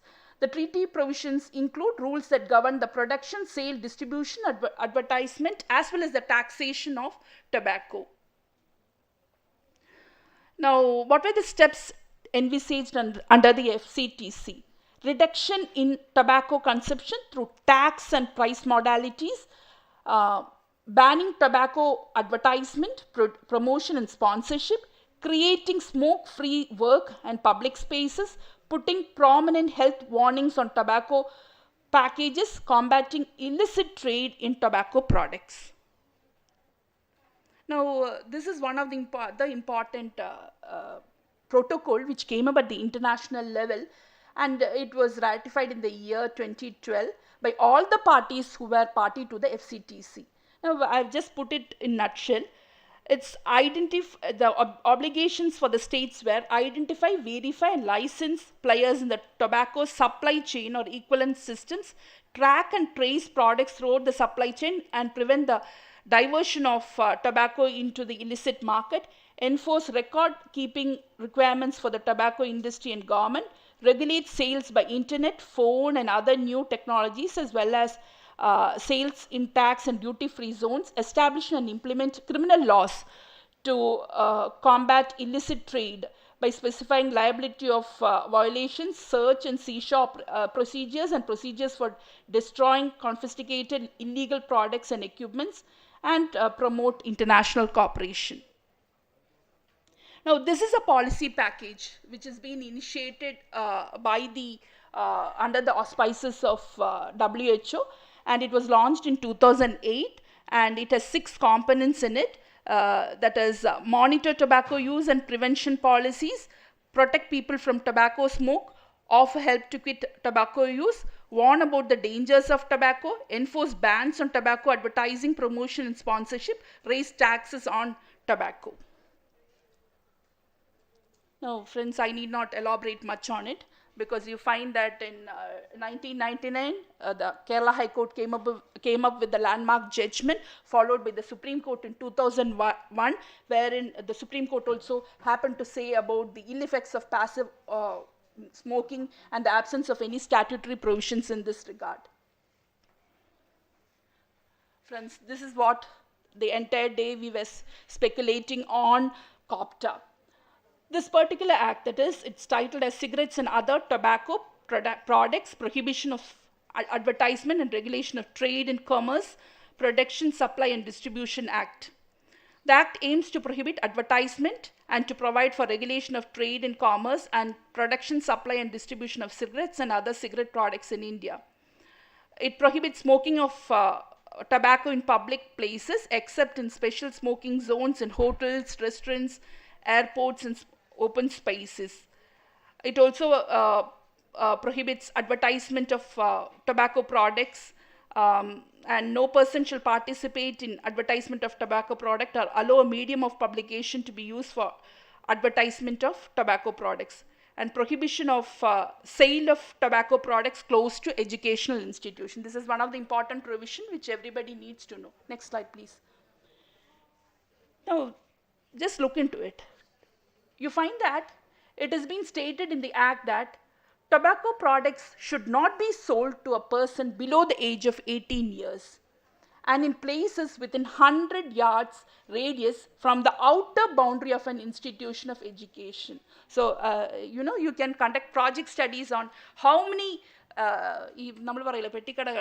നമ്മുടെ ചുറ്റും സ്ഥാപനത്തിൻ്റെ ചുറ്റും എത്ര പെട്ടിക്കടകളുണ്ട്, ഇവിടെയെല്ലാം cigarettes എത്രത്തോളം sale നടക്കുന്നുണ്ടെന്ന് നോക്കിയിട്ടുണ്ടെങ്കിൽ this can be a research study to understand that to what extent this particular enactment is being enforced, and to the failure of this particular legislation as such. Then tobacco products must be sold, supplied or distributed in a package which shall contain an appropriate pictorial warning in its nicotine and tar contents. Of course, this is being followed by most of the manufacturers.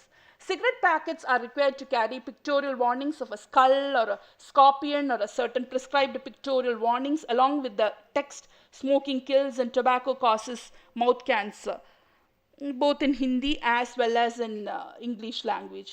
The Act also gives power to any police officer or not below the rank of a SI or any officer of state food or drug administration or any other officer holding the equivalent rank being not below the rank of an SI for search and seizure of premises where tobacco products are produced, stored or sold if he suspects that the provision of the act has been violated. Now friends, you need to look into the penalty provisions as well. A person who manufactures tobacco products and fails to adhere to the norm related to warnings or packages on first conviction shall be punished with up to 2 years in imprisonment or with fine which may extend to 5,000. In case of subsequent conviction shall be punished with up to 5 years in imprisonment or with fine which may extend to rupees 1,000. Punishment for smoking in public places is fine up to rupees 200. And punishment for sale of cigars to persons below 18 years near the vicinity of educational institution is fine up to rupees 200. Tell me whether this is sufficient. So that's the point where we need to speculate on the sufficiency of the existing regulatory process. Now I've just narrated some of the limitations of the Act. Limitation of the Act, of course, you find that there is no mention of talking about banning of the product as such. It only deals with regulation of the products. Even if there are medical studies coming up saying that it is deleterious to health and it is not providing any economic benefit to the country, yet we are prolonging with this. Okay. So the second aspect is that limited coverage. Tobacco products like gutka left out of the ambit, whereas only cigarettes are covered. Moreover, second-hand smoke is harmful, but ingestion of the other tobacco products can influence users, especially minors. The Act has neglected this. You find that the Act lacks focus. Too much emphasis on regulation while little attention is being made on enforcement. Of course, I need not narrate the thing. It's a poor compliance and enforcement. And you find that around 5,500 youngsters in India are initiated into tobacco every day, according to estimates by NGOs. Tobacco contains nicotine, which is addictive as heroin or cocaine and alcohol. Therefore, youngsters want to experiment it and end up ruining their life. So the Act is silent on that. There's no safeguard against lobbying by tobacco industry. There's no safeguard by lobbying by tobacco industry or enforcement officials, as well as grave economic, social, health, and environmental related consequences of tobacco marketing were ignored by the Act and the enforcement officials. So you find that there are many loopholes in the Act. Well, COPTA was a well-drafted legislation. Many areas were not covered. Faulty taxation policy that implemented higher taxes on only cigarettes. Other tobacco products should also have been included. Lack of uniformity in guidelines as well. Next slide, please. So these are the other roadblocks which have been listed out and found out. My previous speaker was talking about the cultural acceptance of tobacco use. If you go for a wedding, you find that along with pan is being served, cigarettes are being served to those who attend the function. So it's a part of our become a part of our customary practices as well. There's a lack of political will. There's a corruption of officials because of hence you find that there is poor enforcement, less priority for tobacco control, lack of sensitization and awareness, lack of responsibility on the part of judiciary also to quash pro-tobacco litigations. Ban on sale of tobacco within 100 yards of educational institution came into force only in 2009, and there is poor compliance level. Now, what is the way forward? From a healthcare provider perspective, so because when you draft a legislation or when you initiate a regulatory action, there should be a holistic approach in the sense that different sectors, the views of different people from different sectors have to be roped in so as to make the legislation viable as well as enforceable and achieve its avowed objective. Friends, you find that from the healthcare point of view, to my understanding, you find that a brief intervention method of 5 A's is required. Ask about tobacco use, advise to quit, access commitment and barriers to change, assist users committed to change, because you find that often you find that when they come to a de-addiction process, there's no routine monitoring of it, whether it is being carried out in a routine manner. That's not being undertaken by healthcare providers often. So that should be taken, and you find that a follow-up measure to monitor it also should be arranged. So these are the three things which we need to take into consideration. That is, pharmacological interventions can be included within the regulatory spectrum. It can be included within the regulations. Expansion beyond clinics. An example of this is being held in Amrita School of Medical Sciences today. So community outreach programs, school programs, all these programs can be initiated. Also in workplaces, programs can be initiated, and then repeated contact counseling can also be undertaken by the healthcare institutions. Now, as far as regulatory challenges, recently, that is in 2022 and 2023, the Delhi High Court as well as the Madras High Court revoked the orders of the Food Safety Commissioner prohibiting the manufacture, storage, distribution or sale of gutka, pan masala, flavored, scented tobacco and similar products in the interest of public health for 1 year, as tobacco cannot be termed as food within the meaning of FSSA, which means that the Food Commissioner cannot ban this particular food product, saying even if it contains all these tobacco substances, he is not entitled to do that, while the court had interpreted it in a very, very negative way, in a very retractive way, so that it is not a progressive measure or an approach undertaken by the court. Now, therefore, amendments in the existing law is inevitable. Now, what are the suggestions for changes? Advertising of tobacco products on internet-based mediums of communication such as mobile phones and social media is not prohibited under COPTA. So that needs to be changed. Existing penalty provisions under the COPTA are very mild, as I've told you earlier. It needs to be changed. Prohibition of the sale of single stick cigarettes or loose tobacco products should be incorporated under the Act. There should be a total prohibition of designated smoking areas by removing that. There should not be any smoking free areas. Every area should be smokeless.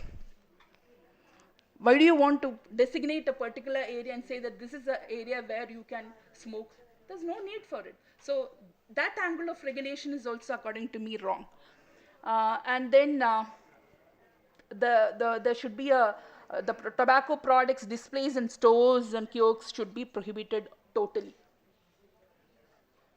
This is an interesting area, and you find that the overall tax on cigarettes in India, if you look into, is NCCD, GST and compensation cess, is about 52.5%, which remains far behind the WHO recommendation. So if you look into the provisions of FCTC, it says that tax measures should be brought in so that the consumption level can be reduced. But friends, if you look into that, the level of taxation which is being resorted to in India, it is comparatively low, far below what WHO has prescribed. What is this national calamity contingent duty? It is simply a sin tax that is imposed on products or services that can be harmful to the public. The government imposes a sin tax on such products to make them unaffordable, thus discouraging consumption. NCCD is levied on cigarettes based on their size. This is a small amount in India, and it has not brought about a major change in tobacco use. Hence, the taxes should be raised, and tax stamps should be there in all tobacco products. In this way, you find that the consumption of tobacco can be reduced. And finally, you find that the smokeless tobacco should be banned in India. So these are some of the suggestions which have been brought about. Thank you for your patient listening. A word of appreciation and gratitude is due to Amrita School of Medical Sciences, especially Dr. Ashwati, Jaideep Menon in absentia, and all the staff and faculty members of this medical school for cooperating with us. Our center is, I work in the center. that is ICREP. It's named after the legal luminary Padma Bhushan, Professor Dr. N.R. Madhav Menon, and we work on medical ethics, we work on medical law, and we also work on bioethics. And some of the faculty members as well as students of Amrita are already students of our online programs. So word of gratitude to all of you for patiently listening to me. Thank you.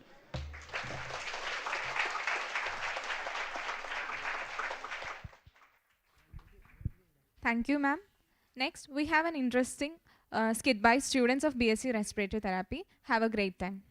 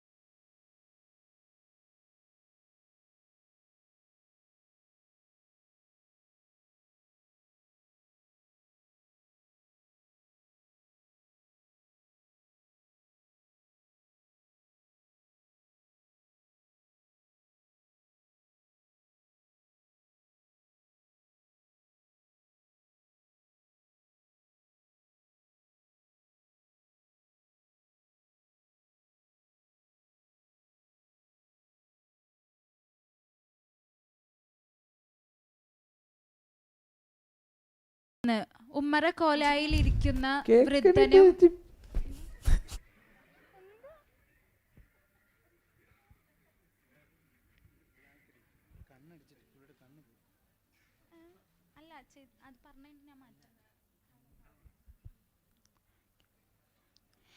രംഗം 1. ഉമ്മറക്കോലായിലിരിക്കുന്ന വൃദ്ധയും വൃദ്ധനും.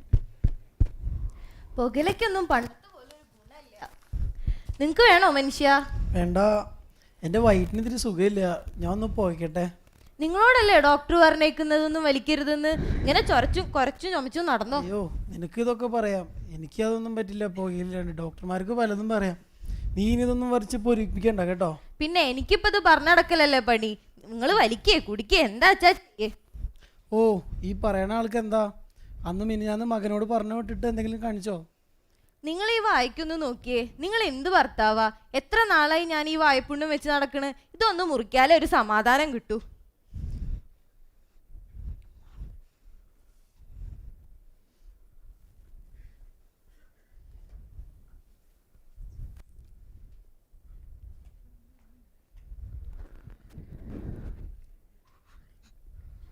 ചെറിയമ്മക്ക് വയ്യ, വയറുവേദനയാ.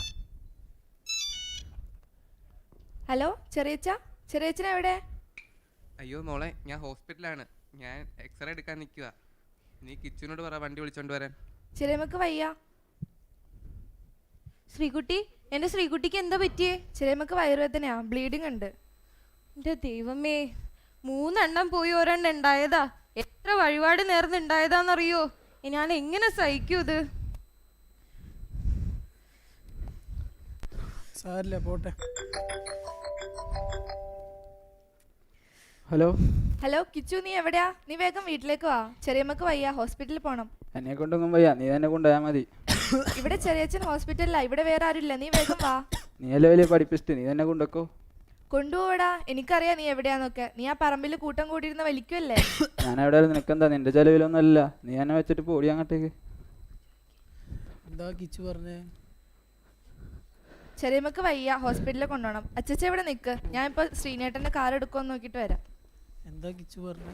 അവന് സൗകര്യം ഇല്ല അത്രേ. ഓ, എന്താ?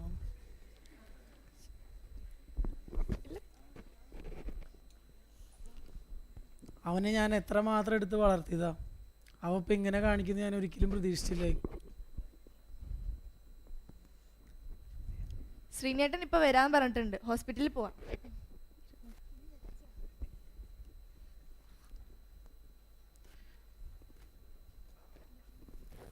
മോളെ, ഞാനും വരണോ കൂടെ? വേണ്ട, ചെറിയച്ഛൻ ഹോസ്പിറ്റലിലുണ്ട്, ശ്രീനേട്ടനും കൂടെ ഉണ്ടല്ലോ. മോൾക്കൊന്നും വരില്ല കേട്ടാ. ഭഗവതീനെ മനസ്സേ ധ്യാനിച്ചു പോയാ മതി. ചെന്നോ.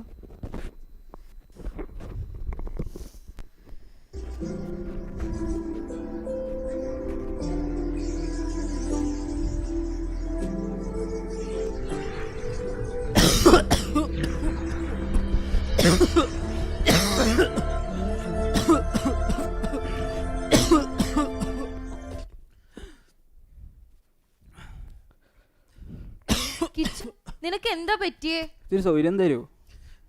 നീ എന്താ നിനക്ക് സൗകര്യം ഇല്ല എന്ന് പറയണേ? നീ ഞങ്ങൾക്കല്ലേ സൗകര്യം തരാത്ത? കണ്ണി കണ്ട കഞ്ചാവ് അടിച്ച് രാത്രി നടക്കണേ. ഇതൊക്കെ മര്യാദ സംസാരിച്ച് 2 അടുത്ത് വെളിയിലോട്ട് എറിയും ഞാൻ.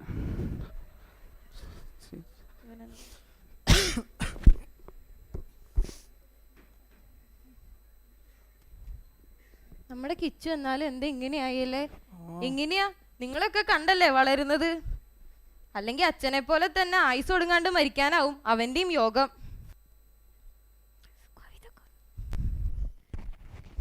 അമ്മിഞ്ഞ മണമൂറും ചുണ്ടുകളിലെരിയുന്നു മഹാവിപത്തിന്റെ അഗ്നിശലാകകൾ. അമ്മിഞ്ഞ മണമൂറും ചുണ്ടുകളിലെരിയുന്നു മഹാവിപത്തിന്റെ അഗ്നിശലാകകൾ. ആത്മാവിനെ ചൂഴ്ന്നു ബഹിർഗമിക്കുമീ പുകച്ചുരുളുകൾ ജീവരക്തമൂറ്റിക്കുടിച്ചും സ്വച്ഛം രമിച്ചും പകർന്നാടിടുമ്പോൾ.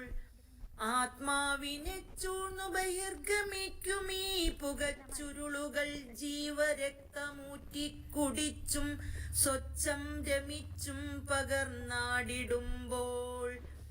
ചാപ്പിള്ളകൾ പിറക്കുന്നു വന്ധ്യ മേഘങ്ങളാകാശവീഥിയിൽ അലയുന്നു. ചാപ്പിള്ളകൾ പിറക്കുന്നു വന്ധ്യമേഘങ്ങളാകാശ വീഥിയിൽ അലയുന്നു. പഴുപ്പും രക്തവും ഒഴുകും വ്രണങ്ങളിൽ, പഴുപ്പും രക്തവും ഒഴുകും വ്രണങ്ങളിൽ ഈച്ചകൾ തീറ്റ തേടുന്നതും നോക്കി ഇറ്റുവെള്ളം കുടിക്കുവാനാകാതെ നിശ്ചലമിഴിയുമായി കിടക്കുന്നു ഹതഭാഗ്യർ. പഴുപ്പും രക്തവും ഒഴുകും വ്രണങ്ങളിൽ ഈച്ചകൾ തീറ്റ തേടുന്നതും നോക്കി ഇറ്റുവെള്ളം കുടിക്കുവാനാകാതെ നിശ്ചലമിഴിയുമായി കിടക്കുന്നു ഹതഭാഗ്യർ. ഒരു പുകയെടുക്കുമ്പോൾ ശവക്കല്ലറ കെട്ടുന്നു, മറ്റുള്ളവർക്കും കെട്ടിടുന്നു. ഒരു പുകയെടുക്കുമ്പോൾ ശവക്കല്ലറ തീർക്കുന്നു, മറ്റുള്ളവർക്കും കെട്ടിടുന്നു. എന്തിനു മൂടാ ഹാൻസും പരാഗും, എന്തിനു മൂടാ ഹാൻസും പരാഗും, കഞ്ചാവും ചരസും ദൂരെ എറിയുക. വിറക്കാനിരിക്കുന്ന മക്കൾക്കു വേണ്ടി നന്മയുടെ യാഗാഗ്നി അണയാതെ കാത്തിടാം. പിറക്കാനിരിക്കുന്ന മക്കൾക്കു വേണ്ടി നന്മയുടെ യാഗാഗ്നി അണയാതെ കാത്തിടാം.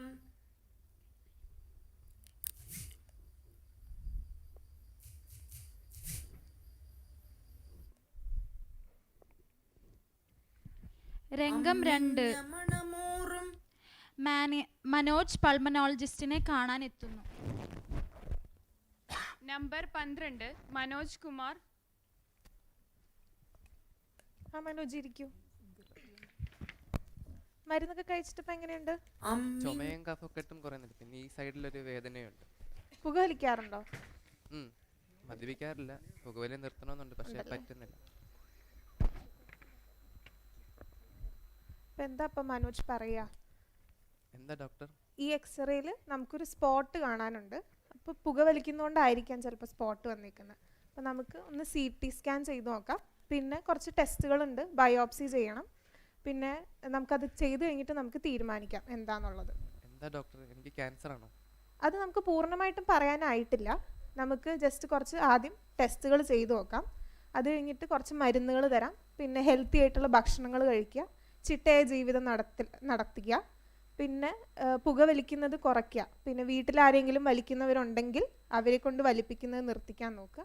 അങ്ങനെ നമുക്ക് കുറച്ച് കാര്യങ്ങൾ ചെയ്തു കഴിഞ്ഞാൽ പൂർണ്ണമായി മാറാനുള്ള പ്രശ്നങ്ങൾ ഇതിലുള്ളൂ. ഹലോ ഹലോ മനോജ്, നീ എവിടെയാ? ഞാൻ ഹോസ്പിറ്റലാണ്. ശ്രീകുട്ടിയെ ആശുപത്രിയിൽ കയറ്റി. കുട്ടിക്ക് എന്തോ കുഴപ്പമുണ്ടെന്നാ പറയുന്നത്. എൻ്റെ കുട്ടി എന്ത് പറ്റി മനോജ്? ഡോക്ടർ, ഞാൻ പറഞ്ഞില്ലേ, എൻ്റെ ഭാര്യ ഇപ്പോൾ പ്രഗ്നൻ്റ് ആണ്. ഇപ്പം ബ്ലീഡിംഗ് ഉണ്ടെന്നാണ് പറയുന്നത്. ഹോസ്പിറ്റലിൽ വന്നിട്ടുണ്ട്. സാരമില്ല, താങ്കൾ അങ്ങോട്ട് ചെല്ലൂ. ഞാൻ പറഞ്ഞ പോലെ ഈ ടെസ്റ്റുകളൊക്കെ നമുക്ക് ചെയ്യാം. അത് കഴിഞ്ഞിട്ട് വീട്ടിലുള്ളവരെ അമ്മയും അച്ഛനെയും കൂട്ടി വരണം. നമുക്കിവിടെ ഒരു ക്ലാസ് ഉണ്ട് 20-ാം തീയതി. അന്ന് നമുക്ക് പുറത്തുനിന്ന് 2 ഡോക്ടേഴ്സ് വന്നിട്ട് നമുക്ക് പുകവലി നിരോധനത്തിനെ കുറിച്ച് ക്ലാസ് എടുക്കും. ആ ക്ലാസ് അറ്റൻഡ് ചെയ്യാം ഫാമിലി ആയിട്ട്, കേട്ടോ? ഓക്കെ ഡോക്ടർ, എനിക്ക് എങ്ങനെയെങ്കിലും ഇവിടുന്ന് രക്ഷപ്പെടണം. എനിക്ക് നല്ലൊരു കുടുംബം വേണം doctor. Thank you doctor. Manoj, ഒരു കാര്യം കൂടി ഉണ്ട്. വരുമ്പോൾ ചേട്ടൻ്റെ മകനെയും കൂടി കൊണ്ടുവരാം. അവന് നമുക്കൊരു കൗൺസിലിംഗ് കൊടുത്ത് നമുക്ക് ശരിയാക്കിയിടാം. ഉറപ്പായിട്ടും കൊണ്ടുവരും.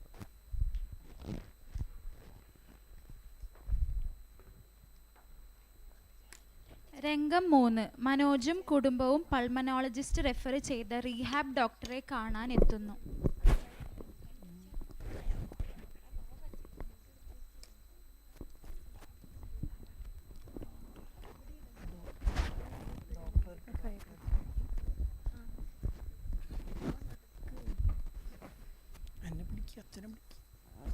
നമുക്ക് നിൽക്കാം.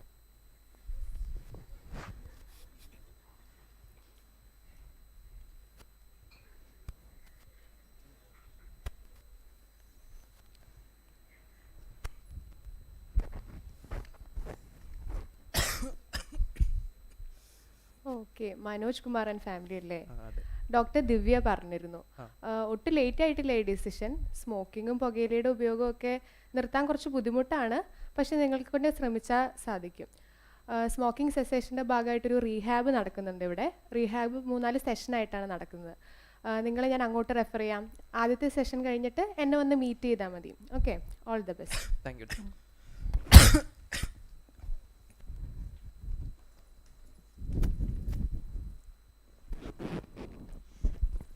രംഗം 4.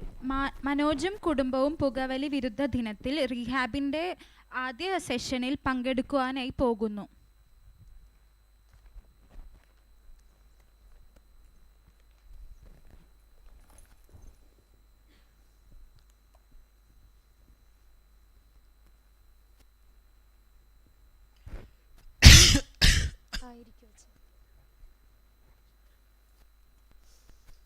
മനോജ് അല്ലേ? അതെ. ഡോക്ടർ മീര റെഫർ ചെയ്തിട്ട് വന്നത്? അതെ. അച്ഛൻ്റെ വീട് എവിടെയാ? തൃശ്ശൂർ. അപ്പോൾ എത്ര നാളായി പുകവലി തുടങ്ങിയിട്ട്? ഞാൻ 25 വർഷത്തോളം ആയി. അച്ഛനോ? ഏകദേശം എത്ര സിഗരറ്റ് ഒരു ദിവസം ഉപയോഗിക്കും?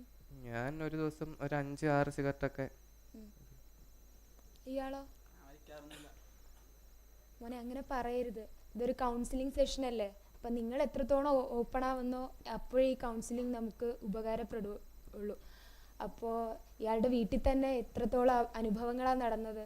അച്ഛൻ മരിച്ചു, പിന്നെ ചെറിയച്ഛൻ്റെ ഈ അവസ്ഥ, അച്ചാച്ചൻ്റെ അവസ്ഥ, ഇതൊക്കെ കണ്ട് പഠിക്കേണ്ടതല്ലേ. അനുഭവം ഗുരു എന്നല്ലേ പറയാറ്. ഈ കൗൺസിലിംഗ് ഉപയോഗപ്രദമാക്കാൻ നോക്കുക. അപ്പോൾ ഞാൻ ചോദിക്കുന്നതിനൊക്കെ കറക്റ്റായിട്ട് ഉത്തരം പറയണം കേട്ടോ. എന്താ വലിക്കാനുള്ള കാരണം? സ്ട്രെസ് ഉള്ളതുകൊണ്ടാണ് ഞാനിങ്ങനെ വലിക്കുന്നത്. എന്തു പറ്റി? എൻ്റെ ഭാര്യ ഇതിന് 3 തവണ പ്രഗ്നൻ്റ് ആയി, പക്ഷെ അത് 3 അബോർഷൻ ആയിപ്പോയി. അപ്പം അതിൻ്റെ ഒരു സ്ട്രെസ് കൊണ്ടാണ് ഞാൻ വലിക്കുന്നത്. ജീവിതമാകുമ്പോൾ പലതും ഇതുപോലെയൊക്കെ ഉണ്ടാവും, പക്ഷെ നമുക്ക് പുകവലിയല്ല അതിനൊരു മാർഗം. ഇയാളുടെ കാര്യം എന്താ പറ്റിയേ? നമുക്കത് ശരിയാക്കാം. ഞാൻ കുറച്ച് നിർദ്ദേശങ്ങൾ തരാം, അതൊക്കെ നിങ്ങളൊന്ന് പാലിക്കാൻ ശ്രമിക്കുക. ഈ വീട്ടിൽ സ്ഥിരം വലിക്കുന്ന സ്ഥലങ്ങളില്ലേ, അവിടെ നിന്നൊക്കെ മാറിയിരിക്കാൻ നോക്കുക. പിന്നെ നിങ്ങൾക്ക് ഈ വലിക്കാൻ തോന്നുന്ന കാര്യങ്ങളായ ആഷ്ട്രേ, സിഗരറ്റ് പാക്കറ്റ്സ് ഇതൊക്കെ മാറ്റി വയ്ക്കുക. പിന്നെ ഏറ്റവും മനോഹരമായിട്ടുള്ള കാര്യം, നിങ്ങൾ പുകവലി നിർത്താൻ തീരുമാനിക്കുന്നില്ലേ ഇതിന്, ആ ദിവസം നിങ്ങൾക്ക് കേക്ക് മുറിച്ചോ വീട്ടിലൊക്കെ മധുരം പകർന്ന് അങ്ങനെ ആഘോഷിക്കുക. പിന്നെ എന്നാൽ ഈ വലിക്കാൻ തോന്നുന്ന സമയത്ത് 5 മിനിറ്റ് കഴിഞ്ഞ് വലിക്കാം എന്നൊക്കെ വിചാരിക്കുക. അപ്പം നമുക്ക് ആ മൈൻഡ് അതിൽ നിന്ന് മാറ്റി കിട്ടും. ഇതൊക്കെ നിങ്ങൾ ചെയ്യാൻ ശ്രമിക്കുക കേട്ടോ. വേറെ എന്തെങ്കിലും ചോദിക്കാനുണ്ടോ? ഡോക്ടർ ഇങ്ങനെ നിർത്തി കഴിഞ്ഞാൽ എന്തെങ്കിലും പ്രശ്നങ്ങളായിട്ട് എന്തെങ്കിലും? പ്രശ്നങ്ങളൊന്നും വരില്ല. പിന്നെ നിങ്ങൾക്ക് കുറച്ച് മെഡിസിൻസിൻ്റെയൊക്കെ ആവശ്യമുണ്ട്. അപ്പോൾ ഡോക്ടർ മീരെ ഒരിക്കൽ ഇവിടെ കാണേണ്ടി വരും. അപ്പോൾ ഞാൻ റെഫർ ചെയ്യാം, നിങ്ങൾ ഒരിക്കൽ ഇവിടെ പോയി കാണുക. കുറച്ച് മെഡിസിൻസ് ഒക്കെ കഴിച്ച് നമുക്ക് ശരിയാക്കി എടുക്കാം. പിന്നെ ഒത്തിരി വെള്ളം കുടിക്കുക, ശുദ്ധവായു ശ്വസിക്കുക. ഇതൊക്കെ ഈ പുകവലി നിർത്തുന്നതിൻ്റെ ആ ഒരു ബുദ്ധിമുട്ട് മാറ്റിയെടുക്കാൻ സഹായിക്കും. പിന്നെ ഞങ്ങളൊക്കെ ഇല്ലേ, ഓരോ തവണ വന്ന് നമുക്ക് ഫോളോ അപ്പ് ഒക്കെ ചെയ്ത് ശരിയാക്കി എടുക്കാവുന്നേ ഉള്ളൂ കേട്ടോ അച്ഛൻ. ശരി, okay, thank you doctor.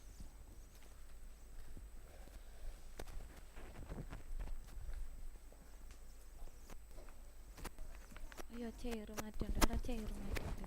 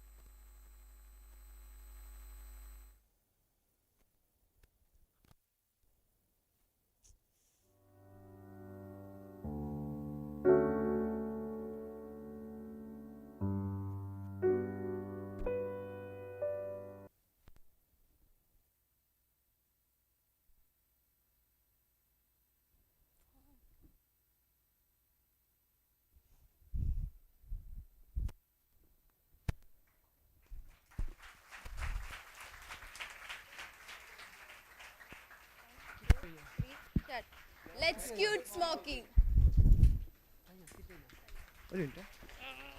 Congratulations to BSc Respiratory Therapy students for a very good job. Through this skit, they have expressed all the ill effect of smoking and the passive smoking. Like you have seen that the pregnant lady got abortion, and he's having cancer. All the ill effect and how to cope up and how to adapt the smoking cessation strategies all has been depicted in this kit. And congrats to BSc Respiratory Therapy for this wonderful skit. Thank you.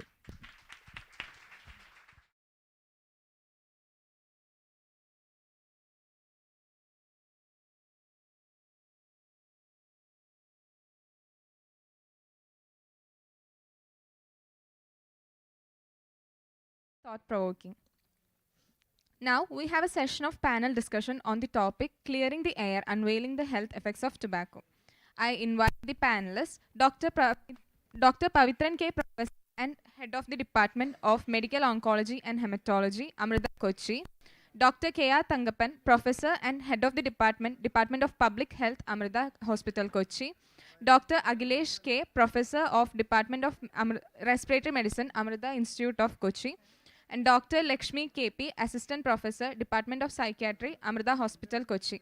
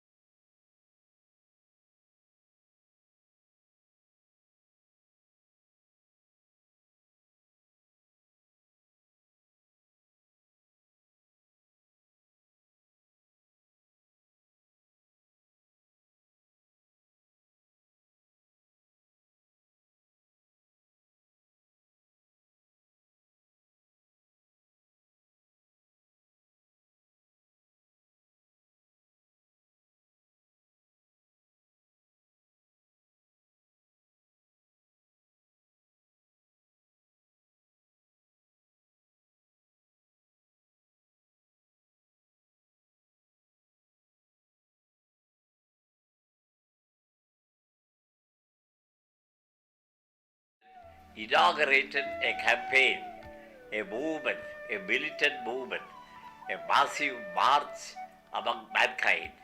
He is here, he is there, he is everywhere. That is what I find from his performance. Villages, he is there. Towns, he is there. Go to the cities, in the slums, and in big gatherings of rich people, elite people, you find the same tobacco campaign. Campaign, that is the word, campaign.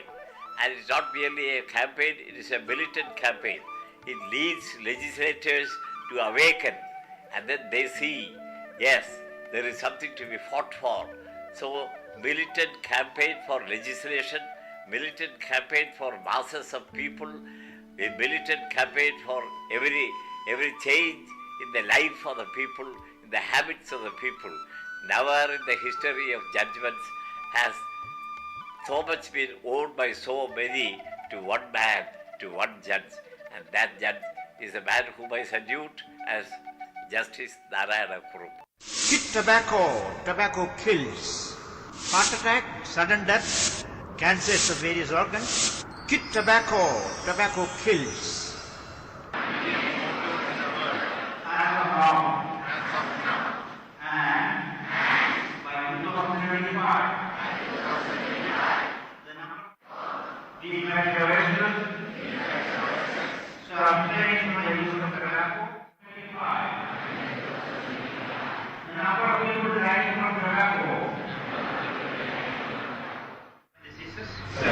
Diseases such as lung cancer, and cardiovascular events. Lung cancer and cardiovascular events. There are 1.1 billion smokers in the world. Therefore, the health of the youth is of paramount importance for the progress of any nation. To explain to them in detail, often with the aid of pictorial albums and videos, the horrors of tobacco.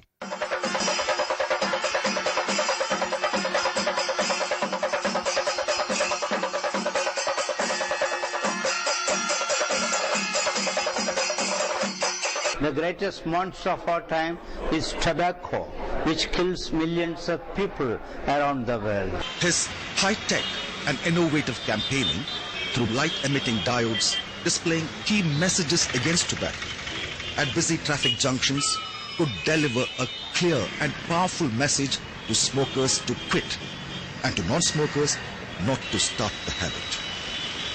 Trishur Puram, one of the grand festivals of India.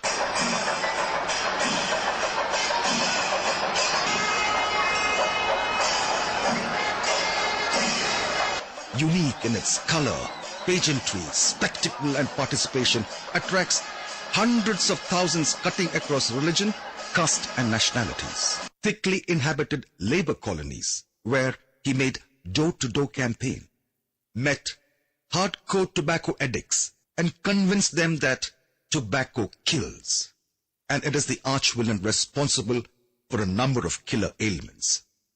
The response he received was positive, frank, forthright and outspoken, and some of them down to earth, such as, why not the government ban tobacco altogether if they are serious about the health of the people, and so on. എന്നോട് ചോദിച്ചാൽ പറയാൻ ലോകത്തിലെ ഏറ്റവും വലിയ ഭീകര വസ്തു എന്താണെന്ന് ചോദിച്ചാൽ സുനാമിയല്ല, എയ്ഡ്സ് അല്ല, ന്യൂക്ലിയർ ബോംബല്ല, ഏറ്റവും ഭീകര വസ്തു പുകയിലയാണ്.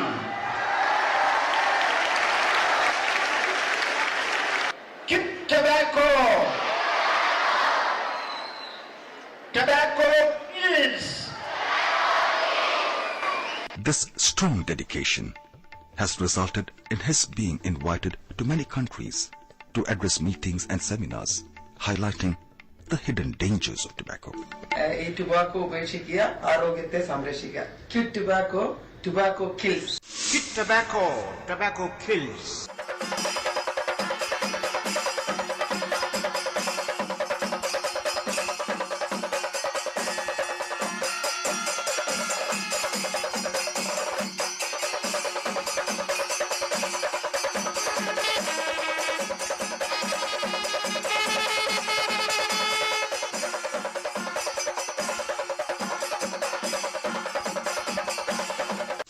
tobacco. Tobacco kills. Teenage smoking is a dangerous phenomenon. By the time you get married, you are half dead. Your masculinity is threatened. Remember, being mariners, you are on the high seas most of the time and far away from shore. And in the event of a cardiovascular accident precipitated by your smoking habits, timely life-saving treatments such as thrombolysis, angiography, primary angioplasty, stenting, and in appropriate cases, a bypass surgery will be a physical impossibility. In a society where everyone is content with mere talking, this man of great dynamism and limitless energy in his 70s is totally dedicated to what he says. Every public meeting and seminar he addresses is a platform for him to propagate the hazards of this killer leaf. The innovative part of the crusade is that Justice Kurup made it a point to administer a pledge against tobacco in every public meeting he addressed in the last 2 decades in his home state of Kerala and outside with excellent results. ഞാൻ ഉൾപ്പെടുന്ന സമൂഹത്തിനെ ഈ മഹാദുരിതത്തിൽ നിന്ന് രക്ഷപ്പെടുത്തുന്നതിനും when laws are there to curb public smoking, they are to be enforced by the police. Male smokers have a tenfold higher risk of developing lung cancer, and the risk increases with the number of cigarettes smoked.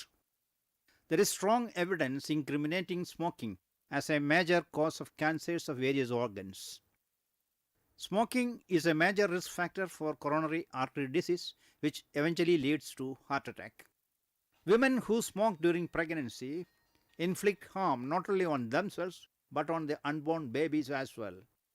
When pregnant women smoke, the toxic chemicals in the tobacco smoke are passed on to the fetus, severely compromising oxygen supply. Smoking during pregnancy increases the risk of miscarriage, premature delivery, birth defects, and stillbirths. Quit tobacco. Tobacco kills.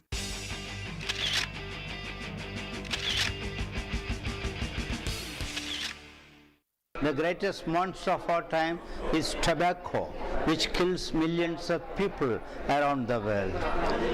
In India, 1 million die every year due to tobacco-related diseases. In the 20th century, 100 million people died due to tobacco-generated diseases throughout the world. Tobacco alone causes more than 2 dozen diseases. Head and neck cancer, oral cancer, esophageal cancer, lung cancer, and so on. It aggravates hypertension. So in fact, this is the greatest monster of all time. So it's high time we should control it. And tell them, quit tobacco. Tobacco kills. Justice Kurup's intense and deep-seated concern about the youth of the nation and elsewhere is evident from the fact that he devoted quality time to explain to them in detail, often with the aid of pictorial albums and videos, the horrors of tobacco, the diseases it causes, and the mortality it inflicts, and impressed upon them the need not to get initiated into tobacco so as to lead a healthy life. He firmly believes that the seeds of lifestyle changes should be sown in the minds of the youth who are today's inspiration and the promise of tomorrow. He is of the firm conviction that a wayward youth is the curse of any nation heading for its doom. Therefore, the health of the youth is of paramount importance for the progress of any nation. To accomplish his mission of a healthy youth and a healthy nation, he traveled far and wide, visiting schools of all levels, arts and science colleges, technical institutes, medical colleges, and so on, talking to them in in-depth detail about the perils of tobacco. Why do you say tobacco is the greatest monster? Why not nuclear bomb? In my perception, tobacco is the greatest killer and not tsunami, AIDS, and not even nuclear holocaust. Tsunami strikes only once in a blue moon. Number of people dying from AIDS is far less compared to lives claimed by tobacco. And the possibility of a nuclear holocaust is very remote. There is no clear and present danger to humanity from a nuclear warfare. There are many people who do not use tobacco getting cancer and heart attack. What do you say? The rule is tobacco causes cancer and heart attacks. The reverse is the exception, and the exception proves the rule. For example, Churchill was a heavy smoker of cigars. He liked expensive liquor and rich foods and had no physical activity. According to current medical standards, Churchill should have died long before his time, but he lived to be 90. In contrast, tennis star Arthur Ashe kept himself in excellent shape and did not smoke. Yet he suffered 2 heart attacks by the time he was 40. How smoking causes sudden death? Smoking triggers a potentially dangerous rhythm disorder of the heart, leading to ventricular fibrillation causing sudden death. Quit tobacco. Tobacco kills. The argument of the tobacco industry and its apologies to oppose tobacco control is that tobacco cultivation and trade offers bountiful revenue to the government and provides many economic benefits to the society. But Justice Kurup is not convinced. It is true that the government collects enormous sums of money from the tobacco industry by way of taxation. But the tragedy is that whatever amount that has been so collected and garnered by the state is offset by the countervailing cost of expenditure to be incurred to treat tobacco-generated diseases, to rehabilitate victims of tobacco, loss to man-years, and finally premature death as the last straw on the camel's back. Without mincing words, he tells them in unmistakable terms that tobacco use causes a wide range of major diseases which impact nearly every organ of the body, causing death and disability.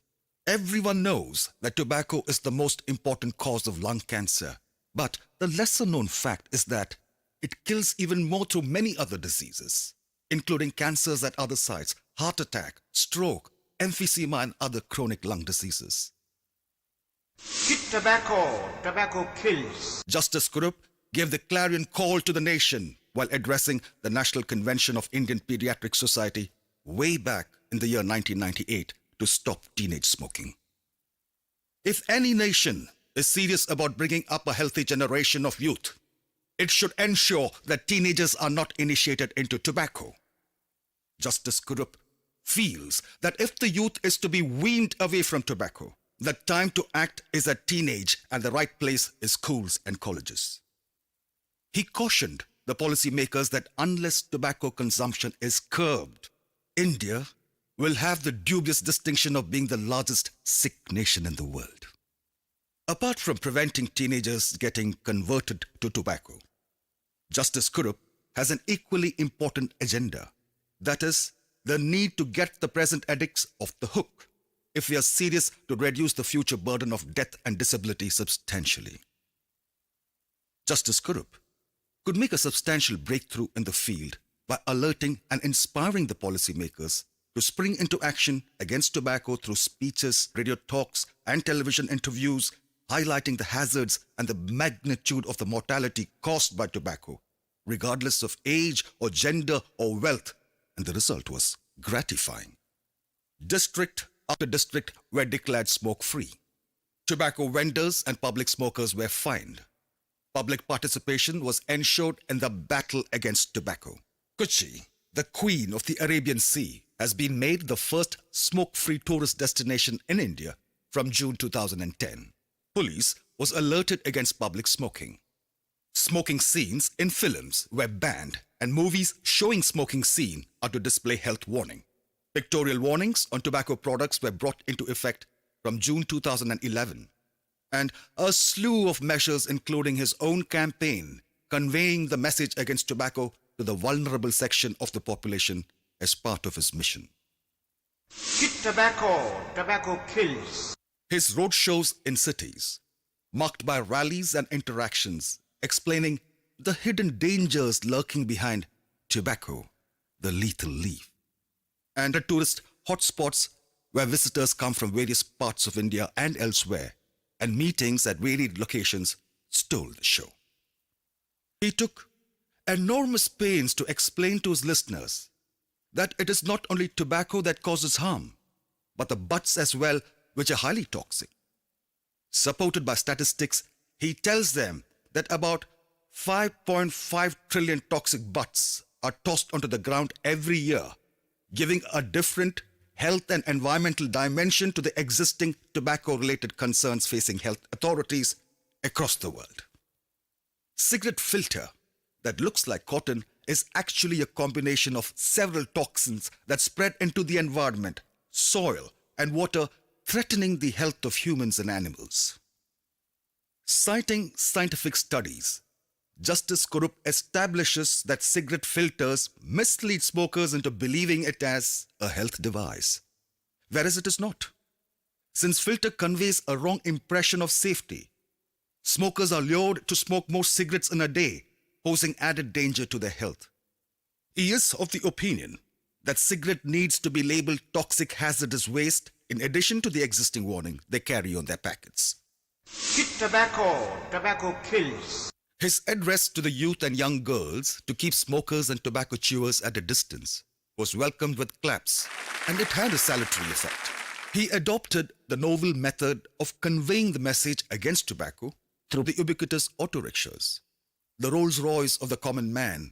His campaign knows no geographical boundaries, and he is quick to grab any opportunity to propagate the message against tobacco to anyone, regardless of race, creed, or nationality.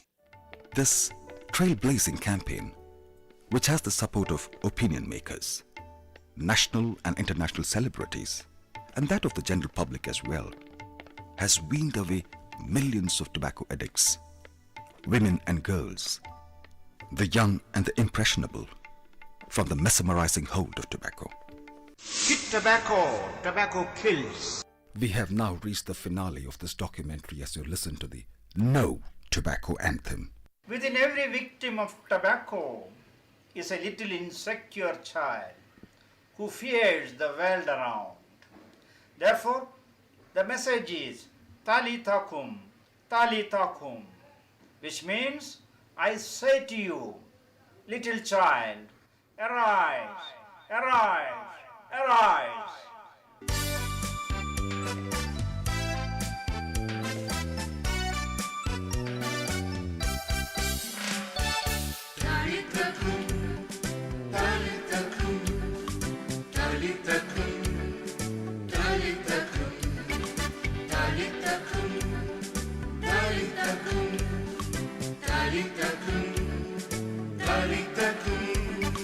And it is I, and it is you, and it is us.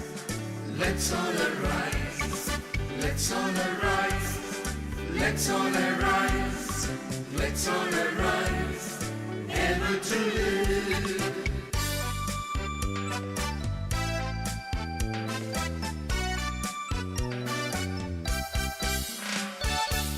Oh, what a day, oh, what a way.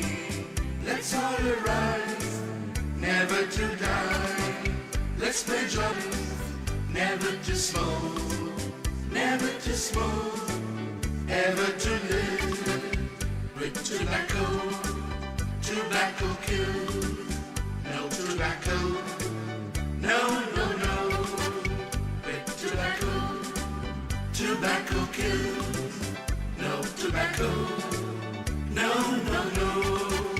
Talitakum, talitakum, talitakum, talitakum, talitakum, talitakum, talitakum, talitakum, talitakum, talitakum, talitakum, talitakum. Talitakum, talitakum, talitakum, talitakum.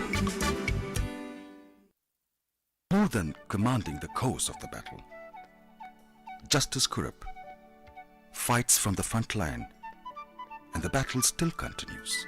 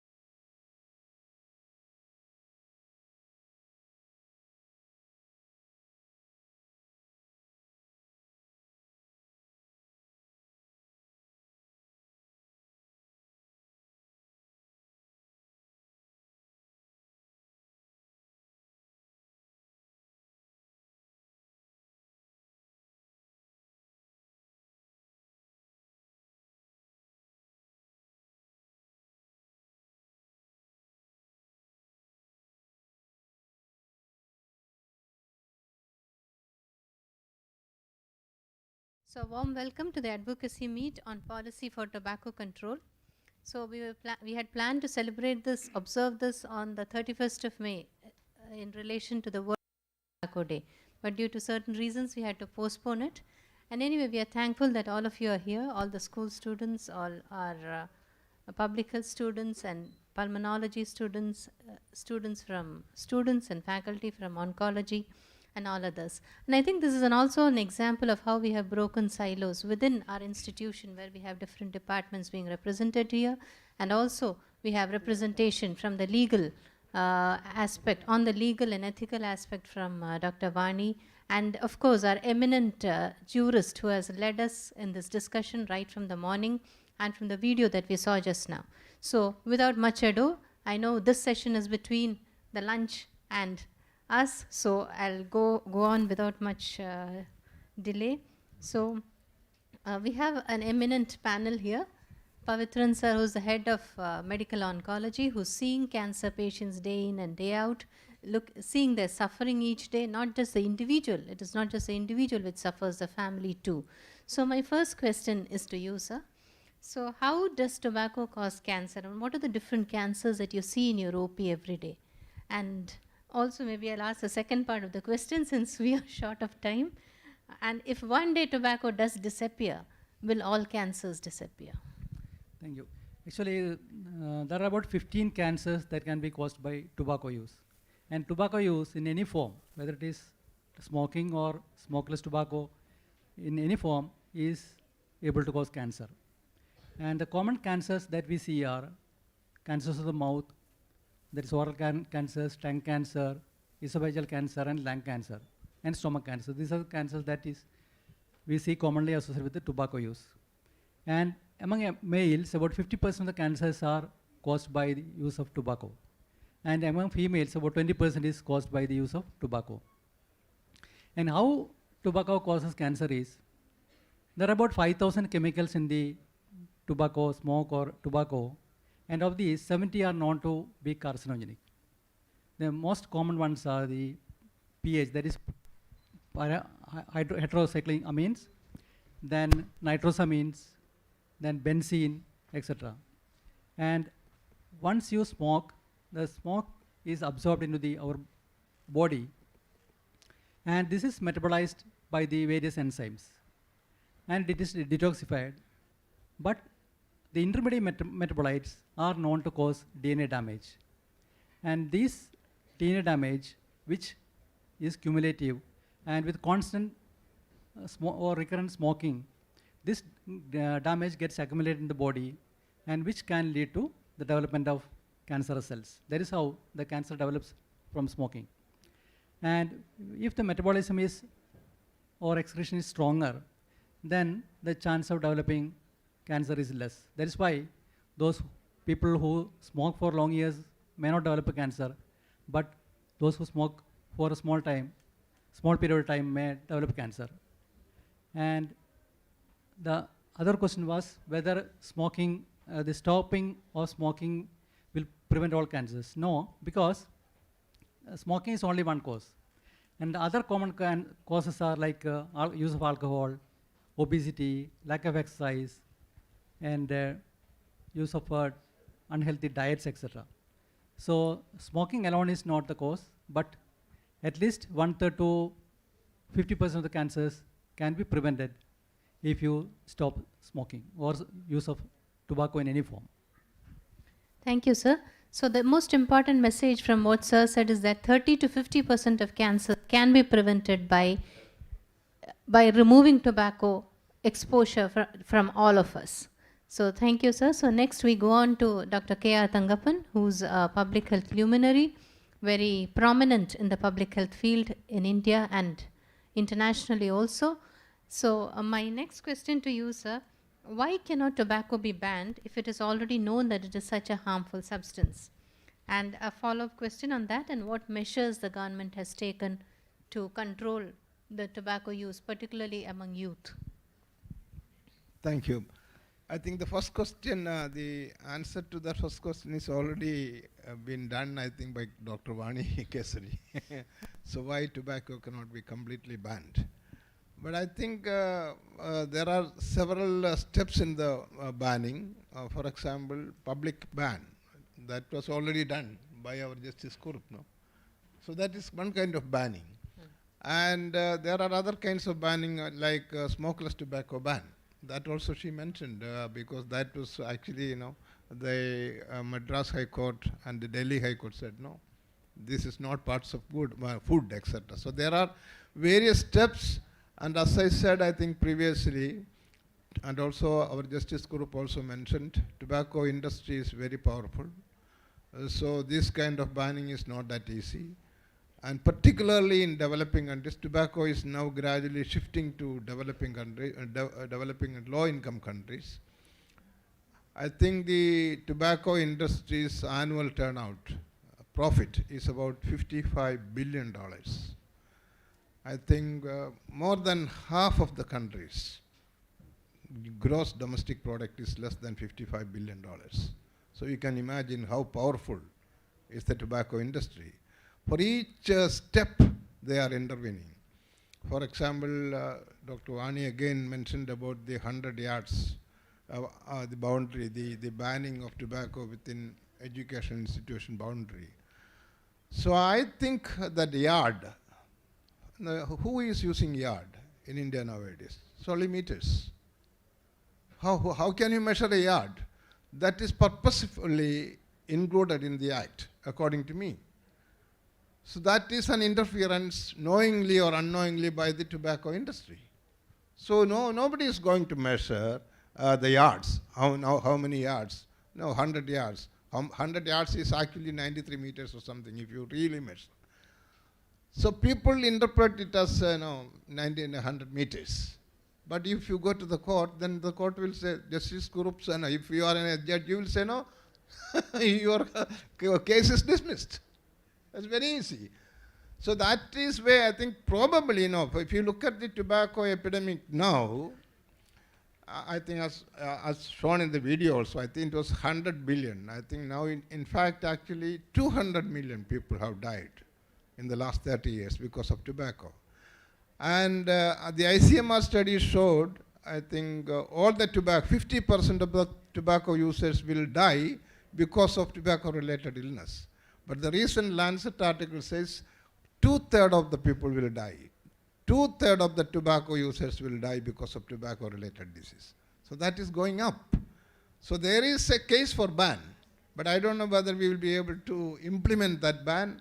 But the WHO estimate is that by 2040, the total tobacco use in the world will be, we are expecting that at less than 5%. That is almost equivalent to a ban. But the second part of the question, what India is doing, one is CODPA, the Cigarettes and Other Tobacco Product Act, and the implementation of FCTC, and also as part of the FCTC, Empower. These are all actions to control tobacco use, particularly among youth. For example, if you control the advertisements of tobacco, earlier that all these cricket trophies were Will's trophies. No? You remember, many of the senior people may know. This was sponsored by Will's cigarettes. But no cigarette sponsor. Now, of course, Coca-Colas and other colas are Pepsi is sponsoring. We are going from one enemy to another enemy. But still, it is better. Tobacco is not there. So similarly, the advertisement in the TV and also the other media also come down. So I think we will definitely succeed and also government will definitely enforce all these rules, I think. So the tobacco industry is powerful, but we are slowly getting there. We shall overcome. So Dr. Akhilesh, who's a pulmonologist, professor of pulmonology at the Amrita Institute of Medical Sciences. So you would have seen a number of patients reporting to your OP. And so this is a very simple thing. Like, I've seen my neighbor smoke and he's perfectly healthy. This is something that we encounter when we go to the community very often. But I've also seen some chain smokers surviving on oxygen cylinders with COPD. What is the COPD? Yeah, there are two parts of this question, because all the smokers are not going to be COPD, but most of the smokers are going to be COPD itself. Because it's mainly because of the genetic susceptibility. We know that there are a lot of etiological factors for COPD. First of all, what is COPD? That is in simple terms.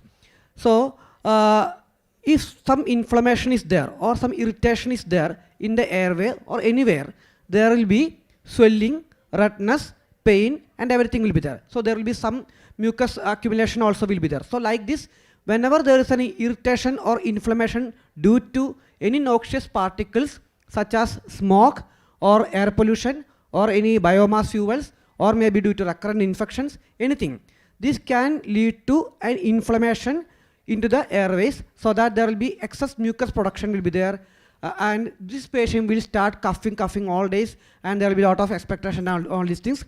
And other variety, this patient also can have some sort of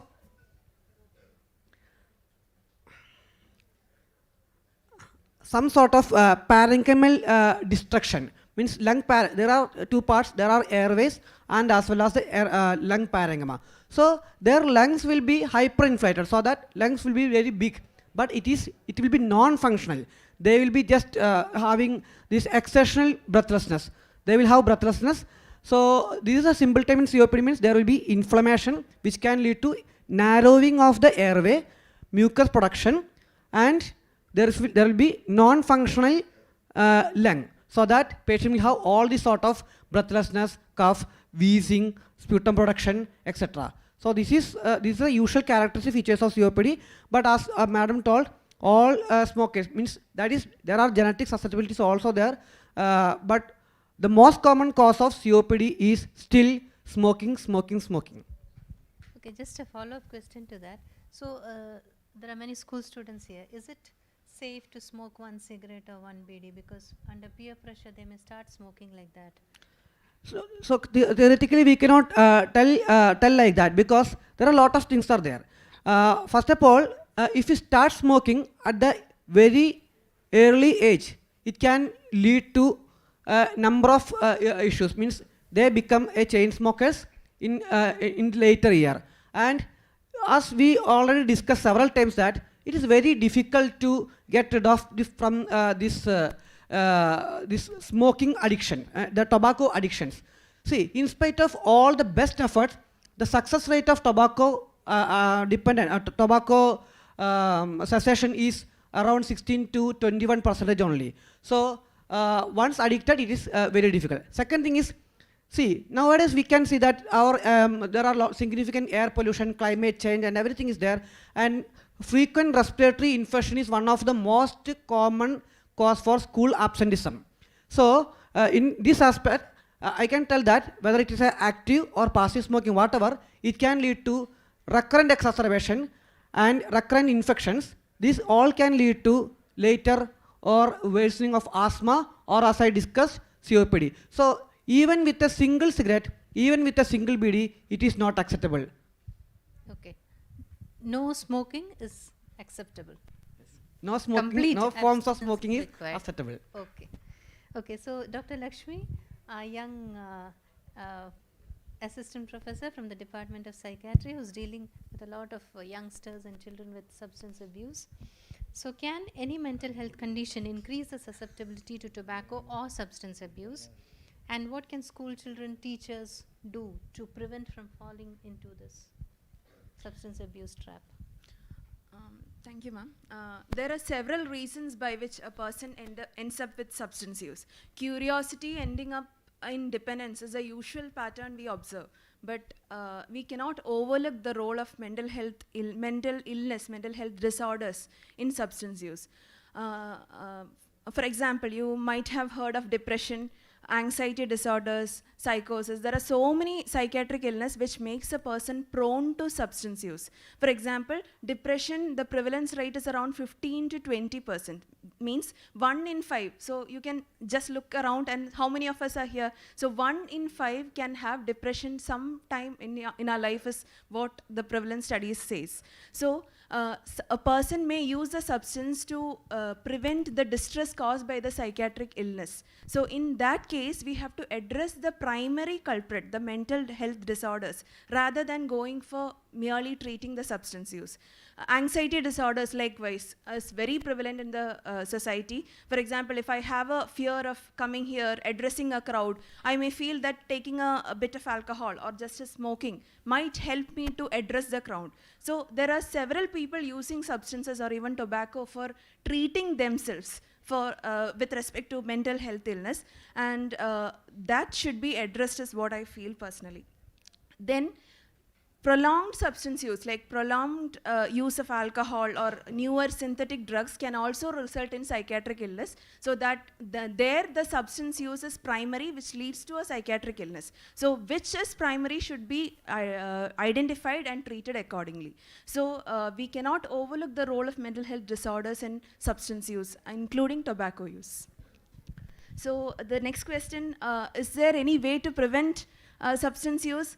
As we already mentioned, lifestyle modification, having a healthy lifestyle, having a daily routine, getting up at proper time, having breakfast at regular time, good peer interactions. Students are here, you can avoid company of people or students who are pulling you into substance use.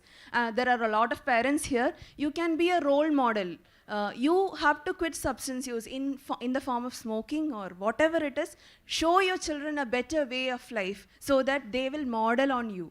So the family interactions, nowadays we see that people are in the family itself, the family members are interacting to each other through mobile phones. WhatsApp messages are given to greet others on, even the family members on their special occasions. So have a healthy relationship within the family, so that your child should come to you first if he or she has any sorts of discomfort.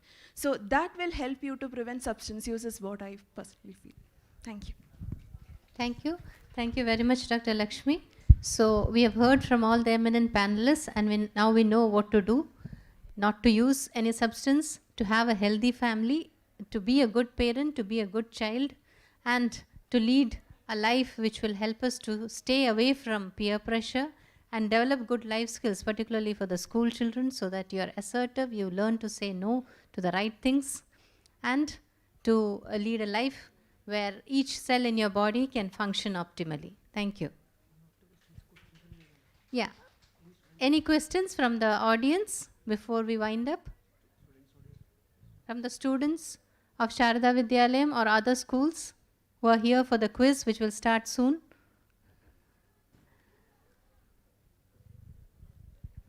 No. Thank you.